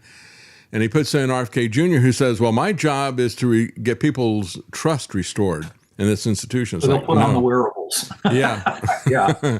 Yeah. No, your job is to make this institution trustworthy, not just to get our trust. And so they use him to get people to buy on board with this thing. And what are they doing? Well, they're spending $1.25 billion on new mRNA vaccines. And they are talking about how their next generation of vaccines is not going to be working on RNA, but it's going to be working on DNA. And that's supposed to be a feature, but it's not something that any of us really want. But they're doubling down on this and going further down that road and I don't know why people would be surprised that that's really happening. Well, they hear what they want to believe. I mean, did you? I'm sure you caught Trump's comment. I think this was about 2 months ago when he said, "I don't believe I'm paraphrasing, that all vaccines should be mandated. Mm-hmm. Yeah. All, just some. The ones that he says ought to be mandated. Never a clear repudiation. Hey, this is something that should be up to the individual. We're not cattle. Mm-hmm. We have a choice as to what's going to be put into our bodies. No, this wonderful alternative to Biden, air fingers quotes, that was put up there is the guy who's pushing all of this stuff, and people don't see it because they think he's on their side. That's right. Yeah, he's the guy that brought in, and I've said before, it's a lot less dangerous to have somebody who is coming at, the fifth column approach, right? We got 4 columns outside the city, but there's a 5th column in there that they don't know about. That's our most powerful one. Why? Because people don't know that that's against them, right? It's like espionage. When you catch somebody that's a spy, you don't afford them the humane treatment and the dignity that you're supposed to give to prisoners of war, because as we all know, we're now executing people on site against the Geneva Convention. But presumably you would give a soldier in uniform humane treatment because you want that kind of humane treatment for your own people, right? But a spy you execute. Well, they want to have the 5th column in, and I've said over and over again, I'd rather have some Democrat who's coming at me waving his flag, his rainbow flag, and telling me how he wants to trans my kids or something like that, because I'm going to fight against that. And I know that's the enemy. But when somebody starts using all this conservative rhetoric and says he's on my side, and then he gets behind me so he can stab me in the back, I said, that's the most dangerous thing. It's really demoralizing. If there is a silver lining to the dark cloud of the war, I think it may be that the gas prices have awakened a lot of people who might otherwise not have been awakened, because it really is, it's unavoidable. Mm-hmm. You could be somebody who's, let's say, not particularly sophisticated and doesn't really understand markets and doesn't understand economics and all these complex abstract things. But when you go to fill up your Tahoe and it costs $120 or $150, you can't help but notice that. That's and right. it has really soured a lot of people on Trump. And that's a good thing in a way. It is. So it soured a lot of people on him, just like the Epstein stuff. Soured a lot of people on him. But, there was an article where they went through and they said, well, let's figure, what was the average price, because it varies significantly from state to state based on taxes. What was the average price before this happened, and what was the price afterwards? And it's this amount of money. So if you hadn't had to spend that amount of money on gas, what could you have bought in terms of food, right? And so one of the things they had there was a picnic, and I said, yeah, war is no picnic. Quite literally. It is the lifeblood of the state, but it is death to your budget as well as perhaps to your life when the chickens come home to roost. And it's like the inflation chickens are now coming home to roost. They say it's 4%. That's probably not even close to what it actually is. Certainly not according to my anecdotal survey of what it costs when I buy stuff at the supermarket. People are beginning to notice that too. Well, we know that they lie to us about everything. They lie to us about the jobs reports, the labor statistics. They especially lie to us about inflation. And the new Federal Reserve Chair is coming in with yet another adjustment to the way that they calculate inflation. They have adjusted it 8 different ways over the last 32 years. And of course, now when you look at core inflation, it doesn't include food or energy costs. Why would that be? Is that so they can manipulate things? I mean, they do have an inflation number that includes that. It doesn't include the necessities. That's a really great way to try to understand the effect of all of these things on the lives of average people. Oh, don't worry about what food and energy and gas, none of that matters. So, what does matter then? That's right. Yeah, I'd also put in their taxes. tariffs and things like that. Well, Lance put up a quote from C.S. Lewis that since we were talking about Marshall Blackburn, I think he wrote this about Marshall Blackburn, didn't he? He says, of all the tyrannies, a tyranny sincerely exercised for the good of its victims may be the most oppressive. It would be better to live under robber barons than under an omnipotent moral busybodies. The robber baron's cruelty may sometimes sleep. His cupidity may at some point be satiated. But those who torment us for our own good will torment us without end because they do so with the approval of their own conscience. Yep. Yeah, that there's seems something, to be the there's case. something like I would, if I'm going to get robbed, I kind of like the honesty of the guy who sticks a gun in my rib in the alley and says, give me your money or your life. Mm-hmm. That's an honest transaction in a way. Spare me the pieties, the lecture about how you're keeping me safe. Yeah. And it's all for my own good. Yeah, that's right. Or as Spooner said, he said the difference between government and a highway robber is a highway robber will steal your purse, but the government will steal your purse and then follow you down the road nagging you. Sure. I've always thought about that. Defend yourself. Right. At least legally, if some guy sticks a gun in your ribs, you have the option of trying to, hit him and prevent him from taking your money. If you try that with an agent of the state, you're a criminal, and they'll drag you off to jail if they don't kill you on the spot. Yeah, most likely they'll kill you on the spot. But yeah, with all that in mind, when you're talking about the rearview mirror, that's what I think about. It's always that's the only reason I have a rearview mirror is to see if there's a cop behind me. I always think about it. I've played it on the show, Eric. You probably remember it from Gumball Rally. But have the Italian guy gets in the car and he goes, well, the first rule of Italian driving, and he rips the rearview mirror off. He goes, you don't need one of these. And he throws it off behind him. He was riffing on what Ferruccio Lamborghini supposedly said, which is what is behind me does not matter. There you go. Unless it's a cop. Unless it's a cop. But if you're in a Lamborghini, you can deal with that problem effectively. That's right. Well, you got another article, GM's Super Beetle. I thought it was a great article, and there's a lot of things in there that I did not know about the Corvair. Why do you call it the Super Beetle? Tell everybody. Well, because it kind of was. People who know about Volkswagens know that Volkswagen made a Super Beetle. It was basically a standard Beetle with, instead of having the flat windshield, it had a convex windshield. It had different marker lights, and it had a little bit of a bigger engine. But really, fundamentally, it wasn't that much different from your standard Beetle. GM put out something that arguably was a Super Beetle for 10 years, from 1960 to 1969, and that was the Corvair. Mm-hmm.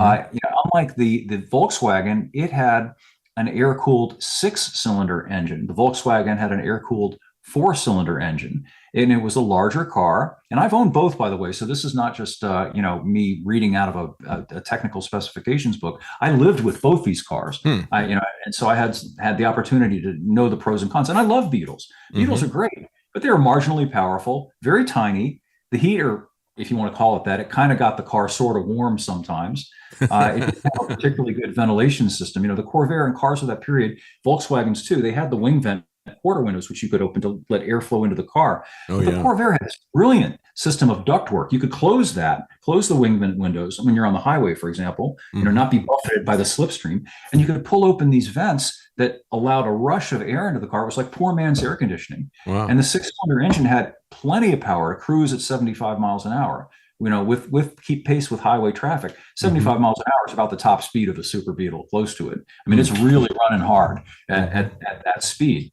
And Chevrolet made it not just in a 2-door, which is the Beetle. It was always a 2-door. You could get it as a sedan. You could get it as a coupe. They even made station wagons, and they made little kind of utility pickups, cab forward trucks called the Greenbrier, and there were a number of other iterations. Really a neat vehicle. A lot of people who've heard about the Corvair think it was Ralph Nader that killed the Corvair with his hit book, Unsafe at Any Speed.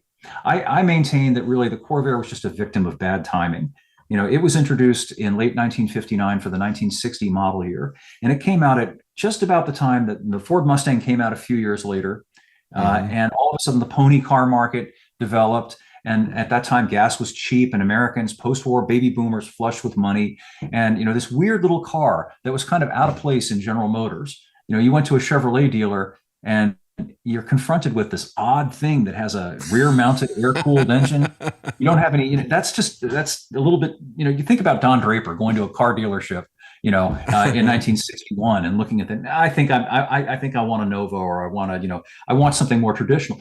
people who knew Volkswagens, you went to a Volkswagen store specifically because you wanted that weird little car with the, with the rear engine, the air cooling, all of that. That was that market for that car. So it was a natural market for it.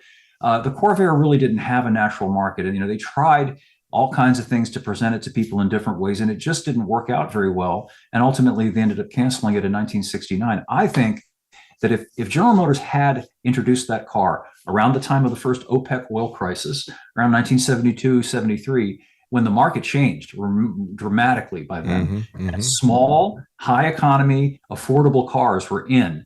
And if General Motors had brought that car out, because it was just a much more viable car. The Beetle was a great car if you were single. If you had a family, you needed more room and you needed a practical car. That Corvair was vastly superior, in that sense. And I think it was sold extremely well. And it's a shame because, if it had better timing and General Motors had the opportunity to develop it farther, I think it would have been a really remarkable car. It already was. If you look at it, again, I owned a 64 Monza. It was a wonderful little car.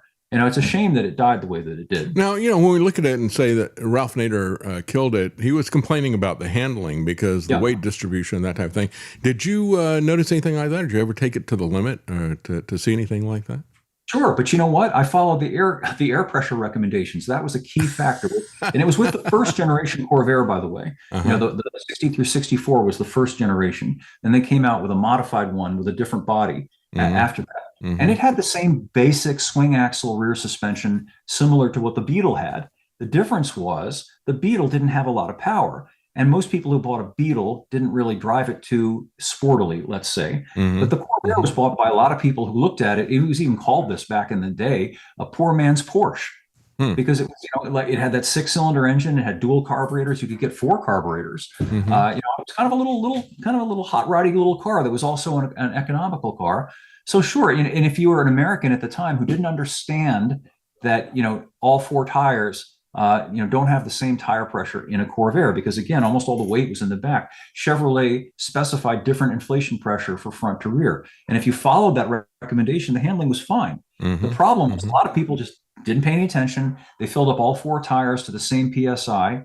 And they also don't know how to deal with, tail out throttle oversteer, which was an issue with those things. And they would come around on them. It didn't happen a lot, but it got exaggerated and overplayed, kind of like the Pinto fire thing. General Motors sold hundreds of thousands of Corvairs. How many of those types of accidents happened? Proportionally, not that many, but they got a lot of press thanks to Nader. He did his best as a guy who hates cars and was just being malicious. That's right. To use the Corvair to beat on cars. That's what he did. Yeah, that's interesting. Well, I had an MR2, and when we're talking about timing and GM having a car that you compare the Corvair to a Volkswagen, that type of thing, I always go back and think about the MR2 versus the Fiero that they came out with. I loved the body style of the Fiero, and I thought it was great, the fact that it was fiberglass. People were saying, well, there'd be a lot of aftermarket stuff for it, but it never really developed because it didn't get that popular. But they made something that kind of went against why you would buy a car like that. They made it kind of heavy, right? And so it wasn't as lightweight and as responsive as the MR2 from what people said. I never drove a Fiero. I had an MR2, and I had a situation with it spinning like that because I would drive it pretty aggressively. I went through my first set of tires within 6 months, and I had proper inflation in them. I was taking it around the corners pretty quickly, but I did lose it once on because of that mid-engine weight distribution. It's not as easy to drive as something that is, like the Miata, where you got the engine up front.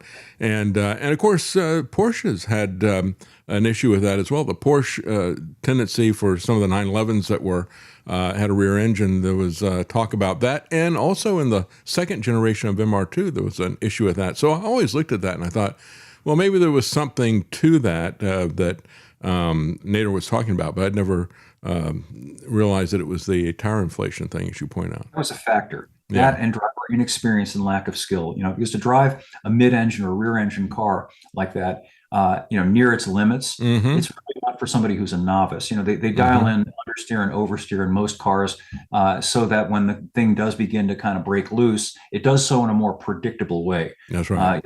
Those types of cars would they would come around on you just like that. That's right. And if you weren't somebody who probably had some track time, and really understood vehicle dynamics and how to recover a skid, and better of all, how to avoid one in the first place, most people didn't. And again, the juxtaposition issue was that the Corvair was kind of marketed as an economy car, so it wasn't expensive, and people bought it. I mean, 911 is a high performance sports car. That's right. So you understand that when somebody gets out there and they lose it, it's like, okay, this guy is probably pushing it. Same thing with the MR2, you could say, right? Because somebody's doing that. But when you get something that is marketed as kind of a cross between economy and a sports car, then people say, well, wait a minute, I bought this as an economy car. Maybe I was driving a little bit aggressive or something, but that was the thing I think that really did hurt the reputation. But they kind of, with the Fiero, I always felt like they kind of missed it in a sense. That was the criticism that people had.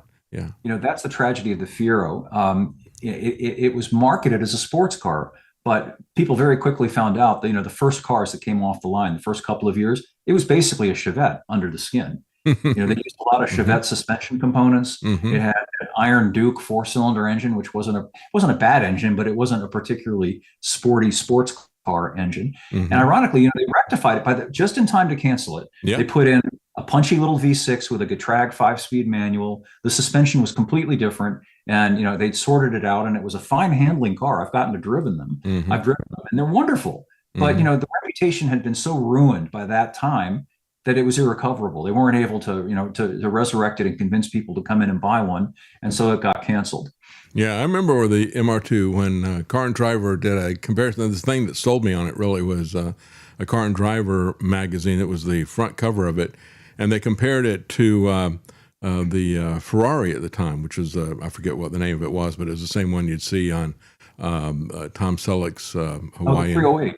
Yeah. So they compared the two of those, and they said, well, the other one, certainly that's a better car, but, for the money, this is like 99% of it that's right there. And it was a great driving car. I loved driving that car. It was wonderful. But, that was back in the day. Things are very different now, aren't they? They don't make cars that are there for your entertainment at all. But, well, we didn't have time to get to the trends that are coming out there, but you got some excellent articles about how tall is in and how one computer is enough. I think maybe we're kind of, as we're looking back at the old cars, we look back at the old programs too and say, 8 is not enough. That is what they would come out and say today. I get some people sometimes will go after me and say, that I'm a Luddite. I don't like technology. It's not true.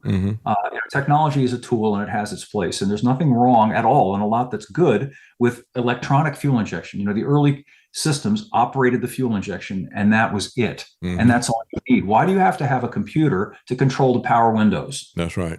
That's where we are now. Literally, people don't know that. It's no longer a simple switch. It is connected to something called a body control module, and it's all integrated and multiplexed. It's so ridiculously overcomplicated.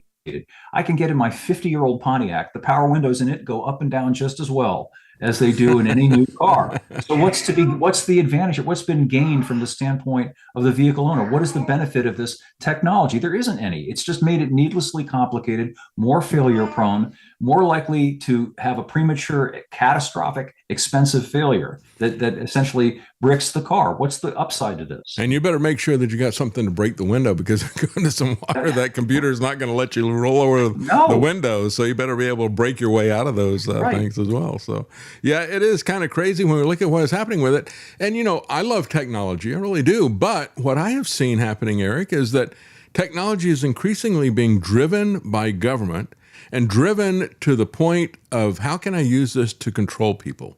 That's why I have become, I guess you could say, something of a Luddite. I resent most of the technology that is new, because most of the technology that is new has one purpose, and that is not to serve us, but it is to control us. And that is nowhere more clear than in the cars that we see. Yeah, I'd say it's two things: control and money. Yeah. It's extractive. They want to monetize you, every bit of you. They want to get as much money out of you as possible while at the same time controlling you. That's right. Absolutely right. Well, it's always great talking to you. You're a soulmate when it comes to both liberty and mobility. And thank you so much for what you do. Your excellent site, ericpetersautos.com, folks. It's got many other wonderful articles that we have not touched on that are still there. And so go by and check out ericpetersautos.com. Thank you so much, Eric. Thank you, David. I always enjoy it. Thank you.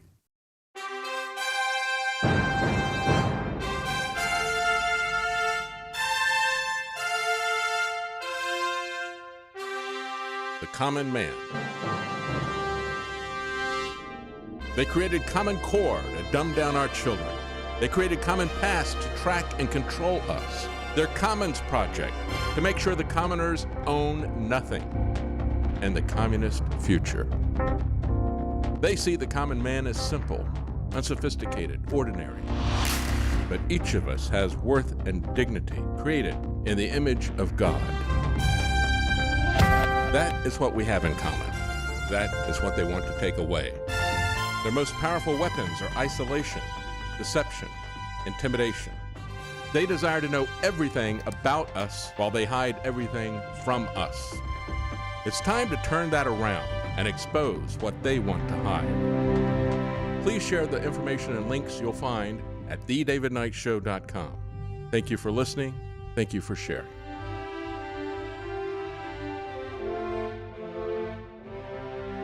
If you can't support us financially, please keep us in your prayers. thedavidknightshow.com.